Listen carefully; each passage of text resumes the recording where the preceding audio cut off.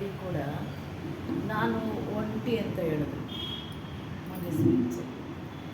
ಎಲ್ಲರೂ ಆಳು ಕಾಳುಗಳಿದ್ದಾರೆ, ನನಗೆಲ್ಲ ಸೇವಕರು ಇದ್ದಾರೆ, ಬೇಕಾದ ಅಡುಗೆಗಳು ಮಾಡ್ತಾರೆ, ಬೇಕಾದ ವಸ್ತ್ರಗಳಿದೆ, ನನಗೇನೂ ಕಮ್ಮಿ ಇಲ್ಲ. ಆದರೆ ನಾನು ಒಬ್ಬಳೇ ಇರೋದು ನನಗೆ ಅನಿಸುತ್ತೆ ನಾನು ಒಬ್ಬಳೇನೇ ಇಲ್ಲಿ ಅಂತ. ನಾನು ಬಂದಿರೋದು ಒಂಟಿನೇ, ನಾನು ಇರೋದು ಒಂಟಿನೇ ಅಂತ ಅವ್ರು ಹೇಳಿದ್ರು. ಅಂದರೆ ಅವರೆಲ್ಲ ತಿಳ್ಕೊಂಡಿರ್ತಾರಲ್ವ, ಉಡ್ಲಿಕ್ಕೆ ತೊಡಲಿಕ್ಕೆ ಸೇವಕರೆಲ್ಲ ಇದ್ದಾರೆ ಅಂತ ಹೇಳಿದ್ರು. ಅವ್ರು ಹೇಳೋದು ನಾನು ಬರ್ಕೊಂಡೆ ಅಮ್ಮ, ಇಲ್ಲಿ ಹೇಳಬೇಕು ಮರ್ತೋಗ್ತೀನಿ ಅಂತ ಅದೆಲ್ಲ ಬರೆದಿಟ್ಕೊತಾ ಇರ್ತೀನಿ ಯಾರು ಹೇಳ್ಬೇಕಾದ್ರೆ. ಚೆನ್ನಾಗಿತ್ತು, ಒಂದೊಂದು ಮಾತೂ ತುಂಬ ಚೆನ್ನಾಗಿ. ಅವ್ರು ಆ ಥರ ಹೇಳಬೇಕು ಅಂದರೆ ಆ ಥರ ಮನಸ್ಸು ಬರಬೇಕು. ಎಲ್ಲ ಇದೆ ಅಂದಮೇಲೆ ನಾವು ಮರ್ತೋಗ್ಬಿಡ್ತೀವಿ, ಎಲ್ಲನೂ ಮರು ಬಂದ್ಬಿಡ್ತಿದ್ದೆ. ಆದರೂ ಆ ಅಮ್ಮನ ತಿಳ್ಕೊಂಡಿದ್ದಾರೆ ನಾನು ಯಾರು, ಏನಕ್ಕೆ ಬಂದಿದ್ದೀನಿ. ಇಲ್ಲ ಹಾಕ್ಕೊಂಡಿ, ಅವ್ರಿಗೆ ಜ್ಞಾನ ಇದೆ. ಇಲ್ಲ ಹಾಕ್ಕೊಳ್ಳಿ, ಅವ್ರು ಲೈಟ್ ಹಾಕಿ ಸಾಕು ಬಿಡಮ್ಮ, ಸಾಕು ಸಾಕು ಬಿಡಿ ಸರ್, ಸಾಕು ಬಿಡಿ. ಇಲ್ಲಿ ಕೆಲಸ ಬೇರೆ ಏನೋ ಕತ್ಲಾಗಿದೆ ಸರ್, ದಯಮಾಡಿ.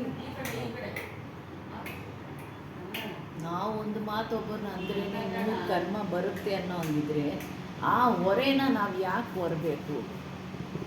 ಇದು ಹಾಕ್ಬಿಡಿ ಲಾಸ್ಟು. ಹಾಕಿ, ಬಿಡಿ, ಬಿಡಿ. ಆ ಹೊರೆ ಯಾಕೆ ಹೊರಬೇಕು ಅಂತ ನಾವು ಹೇಳ್ತೀವಿ. ಒಳ್ಳೇದನ್ನು ಮಾಡಿ 100 ಆಶೀರ್ವಾದ ಪಡೆಯೋಣ. ಆ ಒಳ್ಳೆ ಮಾತಾಡೋಕ್ಕೂ ನಮಗೆ ಬರಲ್ಲ ಅಂದರೆ ಇಂಥ ಕಡೆ ಹೇಳ್ಕೊಡ್ತಾರೆ ಏನು ಮಾತಾಡಬೇಕು ಅಂತ. ಒಳ್ಳೆ ಮಾತಾಡೋಕ್ಕೆ ಬರಲ್ಲ ಅಂದರೆ ಇಲ್ಲಿ ತಗೊಳ್ಳೋಣ, ಇಲ್ಲಿ ಬಂದು ತಗೊಳ್ಬೋದಲ್ವ? ಎಲ್ಲರಿಗೂ ಬರುತ್ತೆ ಒಳ್ಳೆ ಮಾತಾಡೋದಕ್ಕೆ. ಕೇಳ್ತೀವಿ ನಾವು, ಹೌದಾ ಅಂತೆಲ್ಲ ಹೇಳ್ತೇವೆ. ಹೋದ್ಮೇಲೆ ಇವ್ರಿಗೆ ಹಿಂಗೆ ಆಗಬೇಕಾಯಿತು ನಾನು ಅನ್ಕೊತಾ ಇದ್ದೆ, ಅಲ್ಲಿ ಎಲ್ಲಿ ಬಂತು ನನಗೆ? ಒಳ್ಳೆ ಕಡೆನೇ ಹೋಗೋದು, ಆದರೂ ಬರುತ್ತೆ. ಯಾಕೆ ಬರುತ್ತೆ ಅದೆಲ್ಲ ನನಗೆ?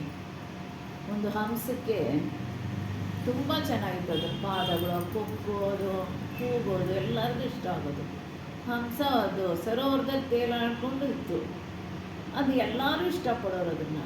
ಅದಕ್ಕೊಂದಿನ ಗೂಗೆ ನೋಡ್ತು. ಆ ಗೂಬೆ ನೋಡಿಬಿಟ್ಟು ಅದಕ್ಕೆ ಆಸೆ ಆಯಿತು, ನಿನ್ನ ಸ್ನೇಹ ಮಾಡಬೇಕು ಅಂತ ನಂಗೆ ತುಂಬ ಆಸೆ ಆಗಿದೆ, ನಿನ್ನ ಜೊತೆ ನಿನ್ನ ಸಹವಾಸ ಮಾಡಿದ್ರೆ ನನಗೂ ಒಳ್ಳೆಯದಾಗುತ್ತೆ, ನಿನ್ನ ಥರನೇ ನಾನು ಮಾತಾಡೋದು ಕಲ್ತ್ಕೊತೀನಿ ಅಂತೆಲ್ಲ ಹೇಳಿ ಅದಕ್ಕೆ ಒಪ್ಪಿಸ್ತು. ಆಯ್ತಪ್ಪ, ನೀನು ಇಷ್ಟು ಒಳ್ಳೆಯನಾಗೋಕ್ಕೆ ಬರ್ತಾ ಇದೆಯಾ ಅಂದಮೇಲೆ ನನಗೂ ಖುಷಿನೇ ಅಂತ ಹೇಳ್ತು. ಅದ್ರ ಜೊತೆ ಸ್ವಲ್ಪ ದಿನ ಇದ್ದು ಎಲ್ಲ ಸಾಕಾಯಿತು ಅದಕ್ಕೆ. ಏನೇ ಆದರೂ ಅವ್ರದ್ದೇನೆ ಅಲ್ವಾ. ಈಗ ಎಷ್ಟೇ ಒಳ್ಳೆಯ ಜೊತೆ ಸೇರಿದ್ರು ಅವ್ರದ್ದಿರುತ್ತಲ್ಲ ಮೂಲ ಬುದ್ಧಿ. ಗೂಬೆ ಹೇಳ್ತೀನಿ, ನೋಡಪ್ಪ ನಂಗೆ ಇಲ್ಲಿ ಸಾಕಾಯಿತು, ನಾನು ಮೊದಲಿದ್ನಲ್ಲ ಜಾಗಕ್ಕೆ ಅಲ್ಲಿ ಹೋಗ್ತೀನಿ, ನಿನ್ಗೇನಾರ ಬೇಜಾರಾದರೆ ಬಾ ನನ್ನಲ್ಲಿ ಮಾತಾಡ್ಸೋದಕ್ಕೆ ಅಂತ ಹೇಳ್ಬಿಟ್ಟು ಹೋಯಿತು. ಇನ್ನು ಹಂಸ ಸ್ವಲ್ಪ ವರ್ಷಗಳಾದಮೇಲೆ ಅದಕ್ಕೂ ವಯಸ್ಸಾಯಿತು, ತಾಳು ನನ್ನ ಸ್ನೇಹಿತನ ನೋಡ್ಕೊಂಬರೋಣ ಅಂತ ಹೇಳಿ ಅದು ಹೋಯಿತು. ಅದು ಒಂದು ಹುಣಸೆ ಮರದ ಬುಡದಲ್ಲಿ ಜಾಗ ಮಾಡ್ಕೊಂಡಿತ್ತು. ಅದಕ್ಕೆ ರಾತ್ರಿ ತಾನೇ ಬೆಳಕಾಗೋದು. ಇಲ್ಲೂ ಹಂಸನೂ ಎಲ್ಲೂ ಚೆನ್ನಾಗಿ ಇತ್ತು. ಒಂದಿನ ರಾತ್ರಿ ಆಯಿತು, ಹಂಸ ಸಾಕು ಗೊತ್ತಾಯ್ತಲ್ಲ ಅಂತೇಳಿ ಆ ಫ್ರೆಂಡ್ ಜೊತೆ ಕೂತ್ಕೊಂತು. ಅದೇ ಟೈಮ್ಗೆ ಒಂದು ದೇಶದ ರಾಜ ಯುದ್ಧಕ್ಕೆ ಅಂತ ಬಂದು ನಾನು ವಿಶ್ರಾಂತಿ ತೊಗೊಂಡು ಕೂತ್ಕೊತಾರೆ ಎಲ್ಲರೂ ಅಲ್ಲಿ. ಅವಾಗ ಹಂಸ ಹೇಳ್ತು, ನೋಡಿ ಒಬ್ಬರು ದೇಶದ ಮೇಲೆ ಯುದ್ಧಕ್ಕೆ ಹೋಗ್ತಾವ್ರೆ, ಎಷ್ಟು ನಷ್ಟ ಆಗುತ್ತೆ ಅಂತ ಹೇಳ್ತು. ಅದು ನಡೀತಾ ಇರೋದೇನೆ ಅಂತ ಹೇಳ್ತು. ಅವಾಗ ಗೂಬೆ ಹೇಳ್ತು, ಅದ್ರ ಬುದ್ಧಿ ನೋಡ್ರಿ ತೋರಿಸಿಬಿಟ್ಟು, ಇವಾಗ ನೋಡಿ ನಾನು ಎಷ್ಟು ಜೋರಾಗಿ ಕೂಗ್ತೀನಿ, ಅವರು ಯುದ್ಧನೇ ನಿಲ್ಲಿಸ್ಬಿಡ್ತೀನಿ ನಾನು ಬೇಕಾದ್ರೆ ಕೂಗಿ ನನ್ನ ಧ್ವನಿಯಿಂದ ಅಂತ ಹೇಳ್ತು. ಆವಾಗ ಜೋರಾಗಿ ಕೂಗ್ಕೊಂತು. ಅವರೆಲ್ಲ ಯುದ್ಧಕ್ಕೆ ಹೊರಡ್ತಾವ್ರೆ ರೆಡಿಯಾಗಿ. ಏನು ಅಪಶಕುನಲ್ಲ ಹಿಂಗೆ ಗೂಬೆ ಕೂಗೋದು ಅಂತ ಹೇಳಿ ಎಲ್ಲ ಜಯಿಸರು ಅವರು ಎಲ್ಲ ನಾಕಿ ನೋಡಿದ್ರು.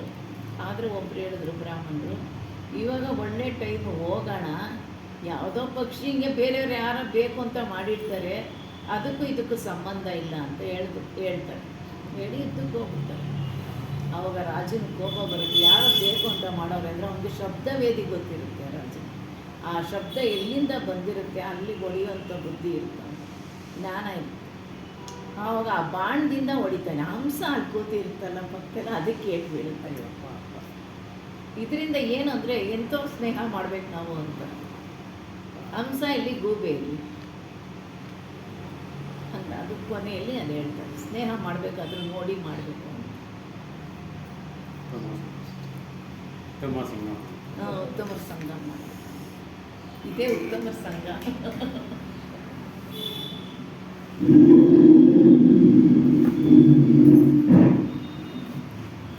बोलिए श्री सत्यनाम आदि कबीर साहेब की जय। सद्गुरु श्री हनुमान साहेब की जय। गुरु माता जी की जय। सर्व संत महंत की जय। ಪೂಜ್ಯರು ಪ್ರಾತಸ್ಮರಣೀಯ ಸದ್ಗುರುಗಳಾದಂಥ ಸದ್ಗುರು ಶ್ರೀ ಹನುಮಾನ್ ಸಾಹೇಬರ ದಿವ್ಯ ಚರಣಿಗೆ ಉಣಿಸುತ್ತಾ, ಗುರು ಮಾತಾಜಿಯವರ ದಿವ್ಯ ಚರಣಿಗೆ ಉಣಿಸುತ್ತಾ, ನೆರೆದಿರುವ ಎಲ್ಲ ಭಕ್ತಿ ಮಾತೆ ಮನೆಯಲ್ಲಿ ಉಣಿಸುತ್ತಾ ಸತ್ಸಂಗ ಕಾರ್ಯ ಪ್ರಾರಂಭ ಮಾಡೋಣ. ವಿಷಯ ಅಪನೆ ಆಪ್ಕೋ ವಾಸನೋಂ ಸೆ ಮುಕ್ತ ಕರೋ. ನಿನ್ನಲ್ಲಿರ್ತಕ್ಕಂಥ ವಾಸನೆಗಳನ್ನು ನೀನೇ ಬಿಡುಗಡೆ ಮಾಡಿಕೊಳ್ಬೇಕು. ನಿನ್ನಲ್ಲಿರ್ತಕ್ಕಂಥ ಇಚ್ಛೆಗಳನ್ನು ನೀನೇ ಬಿಡುಗಡೆ ಮಾಡಿಕೊಳ್ಬೇಕು ಅನ್ನೋ ಒಂದು ವಿಷಯ. ಬಂದೆ ಕರಿಲೆ ಆಪ್ ನಿಬೇರ, ಆಪ್ ಜಿಯತುಲಕು ಆಪ್ ತವರು ಕರು, ಮುಯೆ ಕಹಾ ಗರ್ ತೇರಾ, ಯಹ ಅವಸರ್ ನಾಹಿ ಚೇತಹು ಪ್ರಾಣಿ, ಅಂತು ಕೊಯ್ ನಹಿ ತೇರಾ, ಕಹೇ ಕಬೀರ್ ಸುನೋಹೋ ಸಂತೋ, ಕಠಿಣ ಕಾಲಕೋ ಗೇರ. ಇದು ಶಬ್ದ ಅನ್ನೋ ಒಂದು ಅಧ್ಯಾಯದಲ್ಲಿ ತಿಳಿಸ್ತಾ ಇದ್ದಾರೆ ವಚನಗಳನ್ನು. ಬಂದೆ ಕರಿಲೆ ಆಪ್ ನಿಬೇರ. ಬಂದೆ ಅಂದರೆ ಬಂಧನ ಆಗಿರ್ತಕ್ಕಂಥ ಮನುಷ್ಯನನ್ನು ಕುರಿತು ಬಂದೆ ಅಂತ ಕರೆದಿದ್ದಾರೆ, ಇಲ್ಲಿ ತಿಳಿಸಿದ್ದಾರೆ. ಪ್ರಪಂಚದಲ್ಲಿ ಬಂಧನ, ಎಲ್ಲರೂ ಸಹ ಬಂಧನಕ್ಕೆ ಒಳಪಟ್ಟಿದ್ದಾರೆ. ಎಲ್ಲರೂ ಸಹ ಬಂಧನಕ್ಕೆ ಒಳಪಟ್ಟಿದ್ದಾರೆ. ಯಾವ್ಯಾವ ರೀತಿ ಅಂತಂದರೆ ದಾಸನಾಗಿ, ಸೇವಕನಾಗಿ, ಗುಲಾಮನಾಗಿ, ಈ ರೀತಿಯ ಹೆಸರುಗಳಿಂದ ಎಲ್ಲರೂ ಬಂಧಿಸಲ್ಪಟ್ಟಿದ್ದಾರೆ ಪ್ರಪಂಚದಲ್ಲಿ. ಈ ದಾಸನ ಶಬ್ದ ಕೆಲವರು ವಿನಯತೆಯಿಂದ ತಮ್ಮ ಗುರುಗಳಿಗೆ ಹೇಳ್ಕೊಂಡಿರ್ತಾರೆ, ನಾನು ಗುರುಗಳ ದಾಸ ಅಂತ. ಈ ಗುಲಾಮ, ಈ ಸೇವಕ ಅನ್ನೋದು ದೊಡ್ಡ ದೊಡ್ಡ ಅಧಿಕಾರಿಗಳ ಕೈ ಕೆಳಗಡೆ ಕೆಲಸ ಮಾಡ್ತಕ್ಕಂಥವ್ರಿಗೆ ಆ ಪದಗಳನ್ನು ಉಪಯೋಗಿಸ್ತಾರೆ. ಆದರೆ ಇಲ್ಲಿ ಮನುಷ್ಯರು ಎಲ್ಲರಿಗೂ ಸಹ ಸೇರಿಸಿ ಹೇಳಿರೋದು ನೋಡಿ. ಒಬ್ರಿಗೊಬ್ರು, ಒಬ್ಬರು ಕೈ ಕೆಳಗಡೆ ಒಬ್ಬರು ಮಂತ್ರಿ ಕೈ ಕೆಳಗಡೆ ಅಧಿಕಾರಿ, ಅಧಿಕಾರಿ ಕೈ ಕೆಳಗಡೆ ಸಣ್ಣ ಅಧಿಕಾರಿ, ಆಯ ಅಧಿಕಾರಿ ಕೈ ಕೆಳಗಡೆ ಇನ್ನೊಬ್ಬ ಅಧಿಕಾರಿ, ಕೊನೆಗೆ ಸೇವಕ. ಒಟ್ಟಾರೆ ಎಲ್ಲರೂ ಸೇವಕರೇ. ಪ್ರಪಂಚದಲ್ಲಿ ಅವರು ಏನೇ ದೊಡ್ಡ ಪದವಿನಲ್ಲಿದ್ದರೂ ಸಹ ಸೇವಕರು. ಸೇವಕ, ಸರ್ವೆಂಟ್. ಹೌದು, ಸರ್ಕಾರಿ ಕೆಲಸಗಾರರು ಸಹ ಸೇವಕರೇ. ಅದು ಕಾನೂನಲ್ಲಿ ಸಹ ಇದೆ. ಕಾನೂನಲ್ಲಿ ಪಬ್ಲಿಕ್ ಸರ್ವೆಂಟ್, ಸಾರ್ವಜನಿಕ ಸೇವಕ ಅಂತ. ಸಾರ್ವಜನಿಕ ಸೇವಕ ಇಲ್ಲಿ ಹೇಳ್ತಾ ಇದ್ದಾರೆ. ಆ ಒಂದು ಪದಕ್ಕೆ ಕಬೀರ್ ಸಾಹೇಬ್ ಹೇಳ್ತಾ ಇದ್ದಾರೆ, ನೀನು ವಾಸನೆಗಳಿಗೆ ಬಂಧಿತನಾಗಿದೆಯಪ್ಪ. ವಾಸನೆಗಳಲ್ಲಿ ಅದನ್ನು ಸೂಕ್ಷ್ಮವಾಗಿ ತಿಳಿಸ್ಕೊಡ್ತಾ ಇದ್ದಾರೆ. ಪ್ರತಿಯೊಬ್ಬನೂ ಅಷ್ಟೇ ವಾಸನೆಗಳಿಗೆ, ಇಚ್ಛೆಗಳಿಗೆ ಬಂಧಿತನಾಗಿದ್ದಾನೆ. ದೇಹವಾಸನೆ, ಶಾಸ್ತ್ರವಾಸನೆ, ಲೋಕವಾಸನೆ, ಇನ್ನು ಬೇರೆ ಬೇರೆ ಏನೇನು ಇಚ್ಛೆಗಳು, ಅವಳು ತಾನೇ ಬಂಧಿತನಾಗಿದ್ದಾನೆ ಹೊರತು ಬೇರೆ ಯಾರು ಆತನನ್ನು ಬಂಧಿಸಿಲ್ಲ. ಬೇರೆ ಯಾರು ಆತನನ್ನು ಬಂಧಿಸಲಿಲ್ಲ. ಒಂದು ಹಗ್ಗ ತಗೊಂಡಾಗಲಿ, ಒಂದು ಸೆರೆಮನೆಗೆ ಹಾಕೋದಾಗಲಿ ಯಾರು ಬಂಧಿಸಿಲ್ಲ. ಈ ವಿಚಾರಗಳಲ್ಲಿ, ವಾಸನೆಗಳಿಗೆ ಸ್ವತಃ ಅವನೇ ಬಂಧಿತನಾಗಿದ್ದಾನೆ. ಇದನ್ನ ತಾನೇ ಬಂಧಿತನಾಗಿರೋದನ್ನ ತಾನೇ ಬಿಡಿಸ್ಕೊಳ್ಬೇಕು ಹೊರತು ಬೇರೆ ಯಾರು ಬಿಡಿಸಕ್ಕೆ ಸಾಧ್ಯ ಇಲ್ಲ. ಯಾವುದಪ್ಪ ಆ ಬಂಧನಗಳು ಅಂದರೆ, ವಾಸನೆಗಳಾಯಿತು, ಇಚ್ಛೆಗಳಾಯಿತು, ಕಾಮ, ಕ್ರೋಧ, ಲೋಭ, ಮೋಹ, ರಾಗ, ದ್ವೇಷ, ಅಹಂಕಾರ, ಮಮತ, ವಾಸನೆ, ಈ ಸಭಿ ಬಂಧನೆ. ನೋಡಿ, ಪ್ರತಿಯೊಬ್ಬರು ಸಹ ಒಂದಲ್ಲ ಒಂದು ಹೇಳಿದಲ್ಲ ಅರಿಷಡ್ ವರ್ಗಗಳು ಅಂತ ಹೇಳ್ತಾರೆ. ಇದರಲ್ಲಿ ಬಂಧಿತನಾಗಿದ್ದಾನೆ. ಕೆಲವರು ರಾಗದಲ್ಲಿ ಬಂಧಿತರಾಗಿದ್ದಾರೆ, ಕೆಲವರು ದ್ವೇಷದಲ್ಲಿ ಬಂಧಿತರಾಗಿದ್ದಾರೆ, ಕೆಲವರು ಮೋಹದಲ್ಲಿ, ಕ್ರೋಧದಲ್ಲಿ, ಲೋಭದಲ್ಲಿ ಬಂಧಿತರಾಗಿದ್ದಾರೆ. ಮತ್ತು ಇನ್ನು ಕೆಲವರು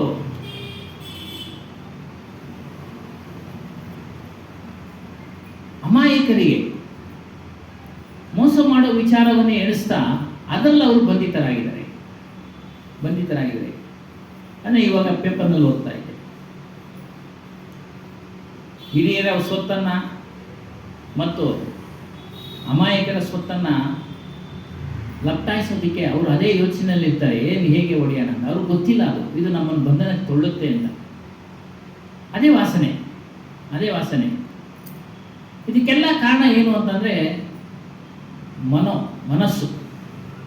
ಮನಸ್ಸು ಆ ರೀತಿ ಅವ್ರನ್ನ ಪ್ರೇರೇಪಣೆ ಮಾಡುತ್ತೆ, ಅವ್ರನ್ನ ಆ ರೀತಿಯಂತೆ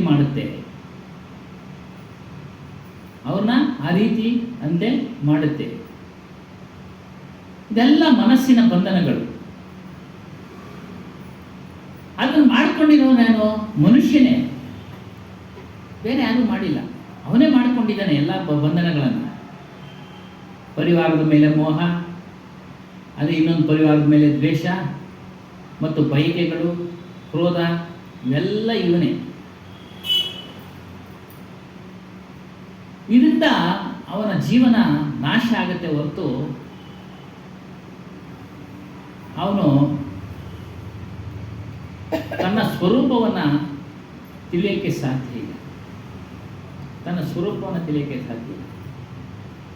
ಸಂತರು, ಗುರುಗಳು ಶಬ್ದಗಳ ಮೂಲಕ, ವಾಣಿಗಳ ಮೂಲಕ ಆದರ್ಶದ ವಿಚಾರ, ನೀತಿ ವಿಚಾರ, ಜ್ಞಾನದ ವಿಚಾರವನ್ನು ಹೇಳ್ತಾರೆ.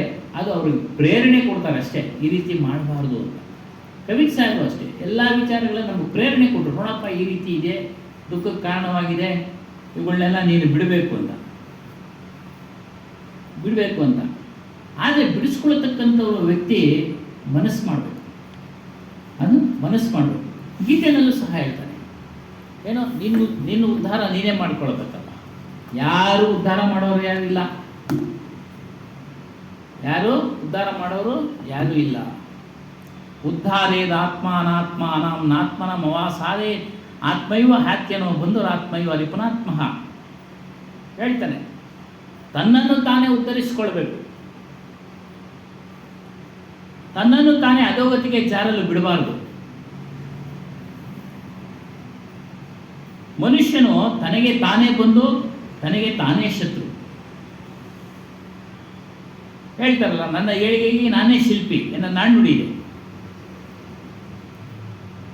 ನಮ್ಮೆಲ್ಲದರಲ್ಲೂ ಒಂದು ಸೂಕ್ತವಾದ ಶಕ್ತಿ ಇದೆ. ಆ ಶಕ್ತಿಯೇ ಅರಿವು. ಗುರುಗಳು, ಶಾಸ್ತ್ರ ಇವೆಲ್ಲ ಆ ಶಕ್ತಿಯ ಕಡೆಗೆ ಕೈ ತೋರಿಸ್ತವಷ್ಟೇ ಮತ್ತು ನಮ್ಮನ್ನು ಜಾಗೃತಗೊಳಿಸಲು ಸಹಾಯ ಮಾಡ್ತವೆ. ಶಾಸ್ತ್ರಗಳಂದರೆ ಗ್ರಂಥಗಳು, ಗುರುಗಳಂದರೆ ತಿಳಿಸಿಕೊಡತಕ್ಕಂಥವ್ರು. ಉದಾಹರಣೆ ಕೊಡ್ತಾರೆ. ವೈದ್ಯನು ರೋಗವನ್ನು ಪತ್ತೆ ಹಚ್ಚಿ ಔಷಧ ಕೊಡುವಂತೆ ಔಷಧ ಕೊಡೋದು ಅಷ್ಟೇ ಕೆಲಸ. ಆ ಕೊಟ್ಟಿರೋ ಔಷಧವನ್ನು ನಾವೇ ತೆಗೆದುಕೊಳ್ಬೇಕು. ಆ ಶರೀರದೊಳಗಡೆ ಹೋಗಿ ಅದ್ರ ಕೆಲಸ ಮಾಡುತ್ತೆ, ನಮ್ಮ ಕಾಯಿಲೆನೇ ವಾಸ ಮಾಡುತ್ತೆ. ಬುದ್ಧನ ಉದಾಹರಣೆ ಕೊಡ್ತಾರೆ ಇಲ್ಲಿ. ಅವನು ಮರಣ ಸಮಯದಲ್ಲಿ ಶಿಷ್ಯರಿಗೆ ಹೇಳ್ತಾನೆ, ಏನಾದರೂ ಅನುಮಾನ ಇದ್ದರೆ ಈಗಲೇ ಕೇಳಿ ಅಂತ, ಆಮೇಲೆ ಪಶ್ಚಾತ್ತಾಪ ಪಡಬೇಡಿ ಅಂತ. ಅದಕ್ಕೆಲ್ಲ ಶಿಷ್ಯರು ಹೇಳ್ತಾರೆ, ನೀವು ಹೋದ್ಮೇಲೆ ಒಬ್ಬ ಆನಂದ ಅನ್ನೋ ಶಿಷ್ಯ, ನೀವು ಹೋದ್ಮೇಲೆ ನಮ್ಮನ್ನು ಯಾರು ನಡೆಸ್ತಾರೆ ಅಂತ. ಅದಕ್ಕೆ ಅವರು ಹೇಳ್ತಾರೆ, ಬುದ್ಧ, ನಿಮಗೆ ನೀವೇ ಬೆಳಕಾಗಬೇಕು. ಉದ್ಧಾರ ಮಾಡುವ ಶಕ್ತಿ ನಿಮ್ಮಿಂದಲೇ ಬರಬೇಕು. ಆ ಶಕ್ತಿ ನಮ್ಮಲ್ಲಿದೆ. ಆದರೆ ಪ್ರಪಂಚದ ಎಲ್ಲ ಮನುಷ್ಯರು ಸಂಸಾರದ ಗೋಜಿಗೆ ಸಿಕ್ಕಾಕೊಂಡಿದ್ದಾರೆ. ಅದೇ ಕಬೀರ್ ಸಾಹೇಬರು, ಅವರೇ ಸಿಕ್ಕಾಕೊಂಡಿರೋದು. ಬಿಡಿಸ್ಕೊಳ್ಳೋದು ಅವ್ರ ಕೈನಲ್ಲೇ ಇದೆ, ಬಿಡಿಸ್ಕೊಳ್ಳೋದು ನಮ್ಮ ಕೈಲೇ ಇದೆ. ನಾವೇನು ಅನ್ಕೊಂಡ್ಬಿಟ್ಟಿದ್ದೀವಿ ಅಂದರೆ, ದುರ್ಬಲರು ನಾವು, ಅಜ್ಞಾನಿಗಳು, ಪಾಪಿಗಳು, ನಮಗೆ ಅಂತಹ ಶಕ್ತಿ ಎಲ್ಲಿದೆ ಅಂತ ನಮಗೆ ನಾವೇ ಪ್ರಶ್ನೆ ಮಾಡಿಕೊಂಡು ನಾವು ಸುಮ್ಮನಾಗ್ಬಿಟ್ಟಿದ್ದೀವಿ. ಆ ಪ್ರಶ್ನೆಗೆ ಉತ್ತರ ಸಿಗುತ್ತೆ. ಸಿಗೋ ಕಡೆ ಯಾರು ಸೇರಲ್ಲ, ಸಿಗೋ ಕಡೆ ಯಾರು ಸೇರಲ್ಲ, ಹೇಳೋ ಕಡೆ ಯಾರು ಸೇರೋಲ್ಲ. ಅತಿ ಕಡಿಮೆ ಸಂಖ್ಯೆ, ಅತಿ ಕಡಿಮೆ ಸಂಖ್ಯೆ. ಈ ಉದ್ಧಾರ ತಾನೇ ತನ್ನನ್ನು ಉದ್ಧಾರ ಮಾಡ್ಕೊಳ್ಬೇಕು ಅನ್ನೋದನ್ನ ನಾವು ಮತ್ತೆ ಹೇಳ್ಕೊಳ್ತಾ ಇರಬೇಕು. ಯಾವಾಗಲೂ ನಾವು ಮಾಡಿರೋ ತಪ್ಪನ್ನು ನಾವು ಹಾಕಿಕೊಳ್ಳಲು ಸಿದ್ಧರಿರೋದಿಲ್ಲ. ಹೇಳ್ತಾ ಇದ್ದಾರೆ, ಎಲ್ಲದಕ್ಕೂ ಬೇರೆ ಇರನ್ನ ದೂರ್ತೀವಿ, ಅವರಿಂದ ಹಂಗಾಯ್ತು, ಇವರಿಂದ ಹಿಂಗಾಯ್ತು ಅಂತ. ಕೆಲವರು ವಿದ್ಯಾರ್ಥಿಗಳು ಉತ್ತೀರ್ಣ ಆಗೋದಿಲ್ಲ. ಆಗ ತಂದೆ ತಾಯಿಗಳಿಗೆ ಅವರು ಜವಾಬ್ ಕೊಡ್ತಾರೆ, ಕಾಲೇಜಿನಲ್ಲಿ ಮೇಷ್ಟ್ರು ಸರಿಯಾಗಿ ಪಾಠ ಮಾಡಲಿಲ್ಲ, ಕಾಲೇಜಿನಲ್ಲಿ ಮೇಷ್ಟ್ರು ಸರಿಯಾಗಿ ಪಾಠ ಮಾಡಲಿಲ್ಲ, ಅದಕ್ಕೆ ನಾನು ಫೇಲ್ ಆದೆ. ಅವನು ಓದಿರಲ್ಲ, ಅವನು ಫೇಲ್ ಆಗ್ತಾನೆ. ಮೇಷ್ಟ್ರು ಸರಿಯಾಗಿ ಪಾಠ ಮಾಡಿರ್ತಾರೆ, ಇವನ್ ಕೆಲಸ ಇತ್ತಲ್ಲ, ಇವನು ಮಾಡಲಿಲ್ಲ ಅದನ್ನು. ಹಾಗಾಗಿ ತಪ್ಪುದು ಆತಂದೇ ಆಗಿದ್ರು ಮೇಷ್ಟ್ರ ಮೇಲೆ ಆಗ್ತಾನೆ. ಅದೇ ರೀತಿಯಾಗಿ ನಾವು ಶಕ್ತಿವಂತರಾಗಿದ್ರು, ಅರಿಯೋ ಶಕ್ತಿ ಇದ್ರೂ ಸಹ ನಾವು ಅರಿತಾ ಇಲ್ಲ, ತಿಳಿಸಿದ್ರು ಅರಿತಾ ಇಲ್ಲ. ಮತ್ತು ಯಾಕೆ ಇಷ್ಟೊಂದು ಕಡಿಮೆ ಪ್ರಮಾಣದಲ್ಲಿ ಈ ಒಂದು ಸತ್ಯದ ವಿಚಾರಕ್ಕೆ ಸೇರ್ತಾರೆ ಅಂದರೆ, ಸಂಸ್ಕಾರ ಅನ್ನೋದೊಂದಿಲ್ಲ. ಸಂಸ್ಕಾರ, ಅವರು ಇಂಥ ಸಂಸ್ಕಾರವನ್ನು ಬೆಳೆಸ್ಕೊಂಡು ಬಂದಿರೋದಿಲ್ಲ. ಏನಾದರೂ ಒಳ್ಳೇದು ಕೇಳಬೇಕು, ಮಾಡಬೇಕು, ಆ ಕಡೆ ಹೋಗಬೇಕು, ಅದು ಹಿಂದಿನ ಜನ್ಮದ ಸಂಸ್ಕಾರನೂ ಆಗಿರುತ್ತೆ. ಮತ್ತು ಈ ಜನ್ಮದಲ್ಲೂ ಬದಲಾವಣೆ ಆಗೋಕ್ಕೆ ದಾರಿಗಳು ಸಿಕ್ಕಿದ್ರೂ ಸಹ ಅವರು ಅದಕ್ಕೆ ಮನಸ್ಸು ಕೊಡೋದಿಲ್ಲ. ಇಲ್ಲಿ ವಿಚಾರ ತಿಳಿಸ್ತಾ ಇದ್ದಾರೆ, ಸದ್ಗುರುಗಳು ಪ್ರೇರಣೆ ಕೊಡೋದಷ್ಟೇ, ತಿಳ್ಕೊಳ್ಳೋದು, ಅದನ್ನು ಧಾರಣೆ ಮಾಡ್ಕೊಳ್ಳೋದು, ಅದರಂತೆ ನಡೆಯೋದು ಕೇಳತಕ್ಕಂಥವರ ಕೆಲಸ, ಶಿಷ್ಯನ ಕೆಲಸ. ಈ ಬಿಡುಗಡೆ ವಿಚಾರದಲ್ಲಿ ಉದಾಹರಣೆ ಕೊಡ್ತಾರೆ. ನಮಗೆ ಮನೆಯನ್ನು ಬೇರೆಯವ್ರು ಕಟ್ಕೊಡ್ತಾರೆ, ಏನೋ ದುಡ್ಡು ಕೊಟ್ಟರೆ ನಾವು ಬೇರೆಯವ್ರು ಕಟ್ಕೊಡ್ತಾರೆ. ಇನ್ನು ಊಟ, ಹೊರಗಡೆ ದುಡ್ಡು ಕೊಟ್ಟರೆ ಊಟ ಹಾಕ್ತಾರೆ, ಹೊರಗಡೆ ಊಟ ಕೊಟ್ಟರೆ. ಇನ್ನು ಹೊರಗಡೆ ಮಲಗಬೇಕಂದ್ರೆ ಅದಕ್ಕೆ ದುಡ್ಡು ಕೊಟ್ಟರೆ ವ್ಯವಸ್ಥೆ ಇದೆ, ಹೋಟೆಲ್ಗಳಲ್ಲಿ ವ್ಯವಸ್ಥೆ ಇದೆ. ಅವರೆಲ್ಲ ನೋಡಿ, ನಾವೆಲ್ಲ ಹೊರಗಡೆ ಊರಿಗೆ ಹೋದಾಗ ಬೇರೆ ಎಲ್ಲ ಸ್ವಚ್ಛ ಮಾಡಿ ಕೊಡ್ತಾರೆ, ಬೇರೆ ಬೆಡ್ಶೀಟ್ ಹಾಕೋದು, ಹಾಸಿಗೆ ಬದಲಾಯಿಸೋದು ಎಲ್ಲ ಮಾಡಿಕೊಡ್ತಾರೆ. ಈ ಎಲ್ಲ ಕೆಲಸಗಳು ಬೇರೆಯವರು ಮಾಡ್ತಾರೆ. ಆದರೆ ನಮ್ಮ ಮನಸ್ಸಿನಲ್ಲಿ ಉಂಟಾಗಿರ್ತಕ್ಕಂಥ ಬಂಧನದ ಕಾರ್ಯಗಳನ್ನು ಬೇರೆಯವರು ಬಿಡಿಸೋಕ್ಕೆ ಸಾಧ್ಯ ಇಲ್ಲ. ನಾವೇ ಅದನ್ನು ಬಿಡಿಸ್ಕೊಳ್ಬೇಕು. ಕಬೀರ್ ಸಾಹೇಬ್ರು ಅದಕ್ಕೆ ಹೇಳ್ತಾರೆ, ವಾಸನೊಮ್ಮೆ ಬಂದ ಜೀವ, ವಾಸನೆಗಳಲ್ಲಿ ಬಂಧಿತನಾಗಿದ್ದಾನೆ ಯಾರು? ಮನುಷ್ಯ. ತೂ ಇನ್ ವಾಸನೋಂ ಸೆ ಅಪನೆ ಆಪ್ಕೋ ಚುಡಾಲು. ಈ ವಾಸನೆಗಳನ್ನ ಇಲ್ಲಿ ನೀನು ಬಿದ್ದಿದ್ಯಾ, ಅದನ್ನ ನೀನೇ ಬಿಡುಗಡೆ ಮಾಡ್ಕೊಳ್ಬೇಕಪ್ಪ. ಬೇರೆ ಯಾರು ಬಿಡುಗಡೆ ಮಾಡ್ಕೊಳ್ಳೋಕೆ ಸಾಧ್ಯ ಇಲ್ಲ. ಅವರು ತಿಳಿಸೋದು ಅಷ್ಟೇ ಕೆಲಸ. ಉದಾಹರಣೆಗೆ ಮಾಂಸಾಹಾರ ಬಿಡು ಅಂತಾರೆ, ಹತ್ಯೆ ಮಾಡೋದು ಬಿಡು ಅಂತಾರೆ, ಮೋಸ ಮಾಡೋದು ಬಿಡು ಅಂತಾರೆ, ಹೇಳೋದಷ್ಟೇ ಕೆಲಸ.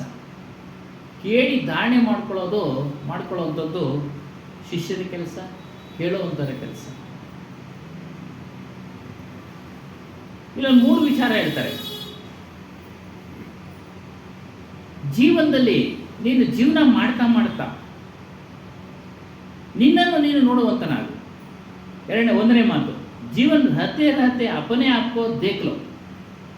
ನಿನ್ನನ್ನು ನೀನು ನೋಡುವಂತನಾಗೋ, ಆಗ ನಿನಗೆ ಅರಿವಾಗುತ್ತೆ ನಾನು ಯಾರು. ಸಮಜ್ಲೋ, ತಿಳ್ಕೊ, ನಾನು ಯಾರು. ನಾನು ಎಲ್ಲವನ್ನ ನೋಡ್ತಾ ಇದ್ದೀನಿ, ಹೊರಗಿನದೆಲ್ಲವನ್ನ ನೋಡ್ತಾ ಇದ್ದೀನಿ, ಆದರೆ ನನ್ನನ್ನು ನಾನು ನೋಡ್ಕೊಳಕ್ಕಾಗ್ತಾ ಇಲ್ಲ. ಏನಾಗಂದ್ರೆ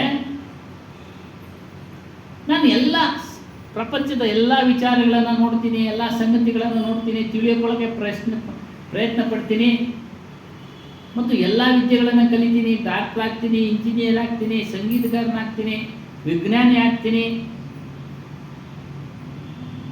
ಈ ರೀತಿ ನಾನಾ ರೀತಿಯ ವಿದ್ಯೆಗಳನ್ನು, ಕಲೆಗಳನ್ನು, ಕೌಶಲ್ಯಗಳನ್ನು ಪಡೆಯೋದಕ್ಕೆ ಮನುಷ್ಯ ಪ್ರಯತ್ನ ಪಡ್ತಾನೆ. ಆದರೆ ನಾನು ಯಾರು ಅಂತ ತಿಳಿಯೋಕ್ಕೆ ಪ್ರಯತ್ನನೇ ಪಡೋದಿಲ್ಲ. ನಾನು ಯಾರು, ಎಲ್ಲಿಂದ ಬಂದೆ, ಏನಕ್ಕೋಸ್ಕರ ಬಂದೆ, ನನಗೂ ಮತ್ತು ಈ ಪ್ರಪಂಚ ಇರೋ ಪ್ರಪಂಚಕ್ಕೂ ಏನು ಸಂಬಂಧ, ಇವುಗಳನ್ನ ತಿಳ್ಕೊಳ್ಳೋಕ್ಕೆ ಪ್ರಯತ್ನ ಪಡೋಲ್ಲ.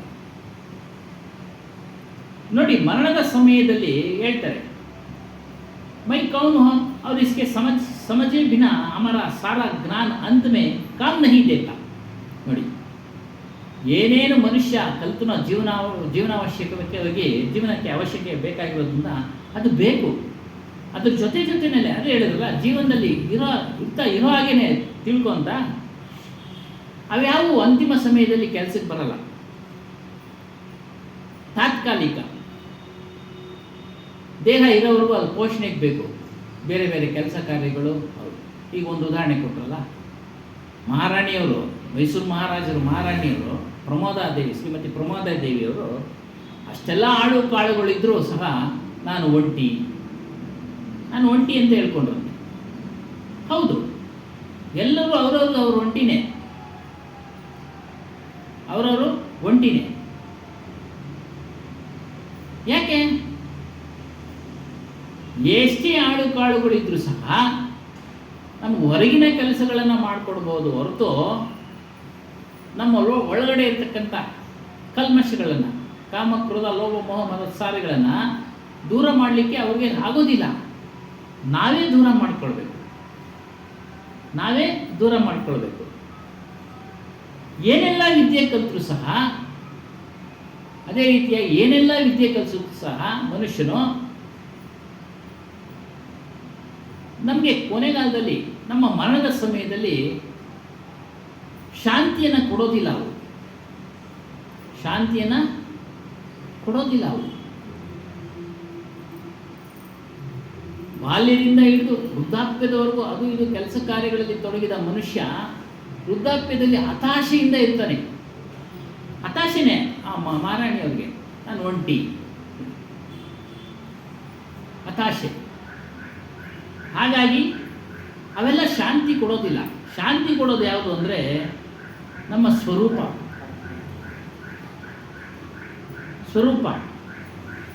ಅದ್ರ ವಿಚಾರ ತಿಳಿ.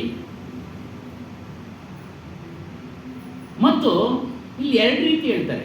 ನಿನ್ನನ್ನು ನೀನು ತಿಳಿಬೇಕಾದ್ರೆ ಒಂದು 2 ಉದಾಹರಣೆಗಳನ್ನು ಕೊಡ್ತಾರೆ, 2 ವಿಚಾರಗಳನ್ನು ತಿಳಿಸ್ತಾರೆ. ನಮ್ಮ ಮನಸ್ಸಿನ ಗುಣಗಳನ್ನು, ಸ್ವಭಾವಗಳನ್ನು ತಿಳಿಯೋದಕ್ಕೆ ಪ್ರಯತ್ನ ಮಾಡಬೇಕು.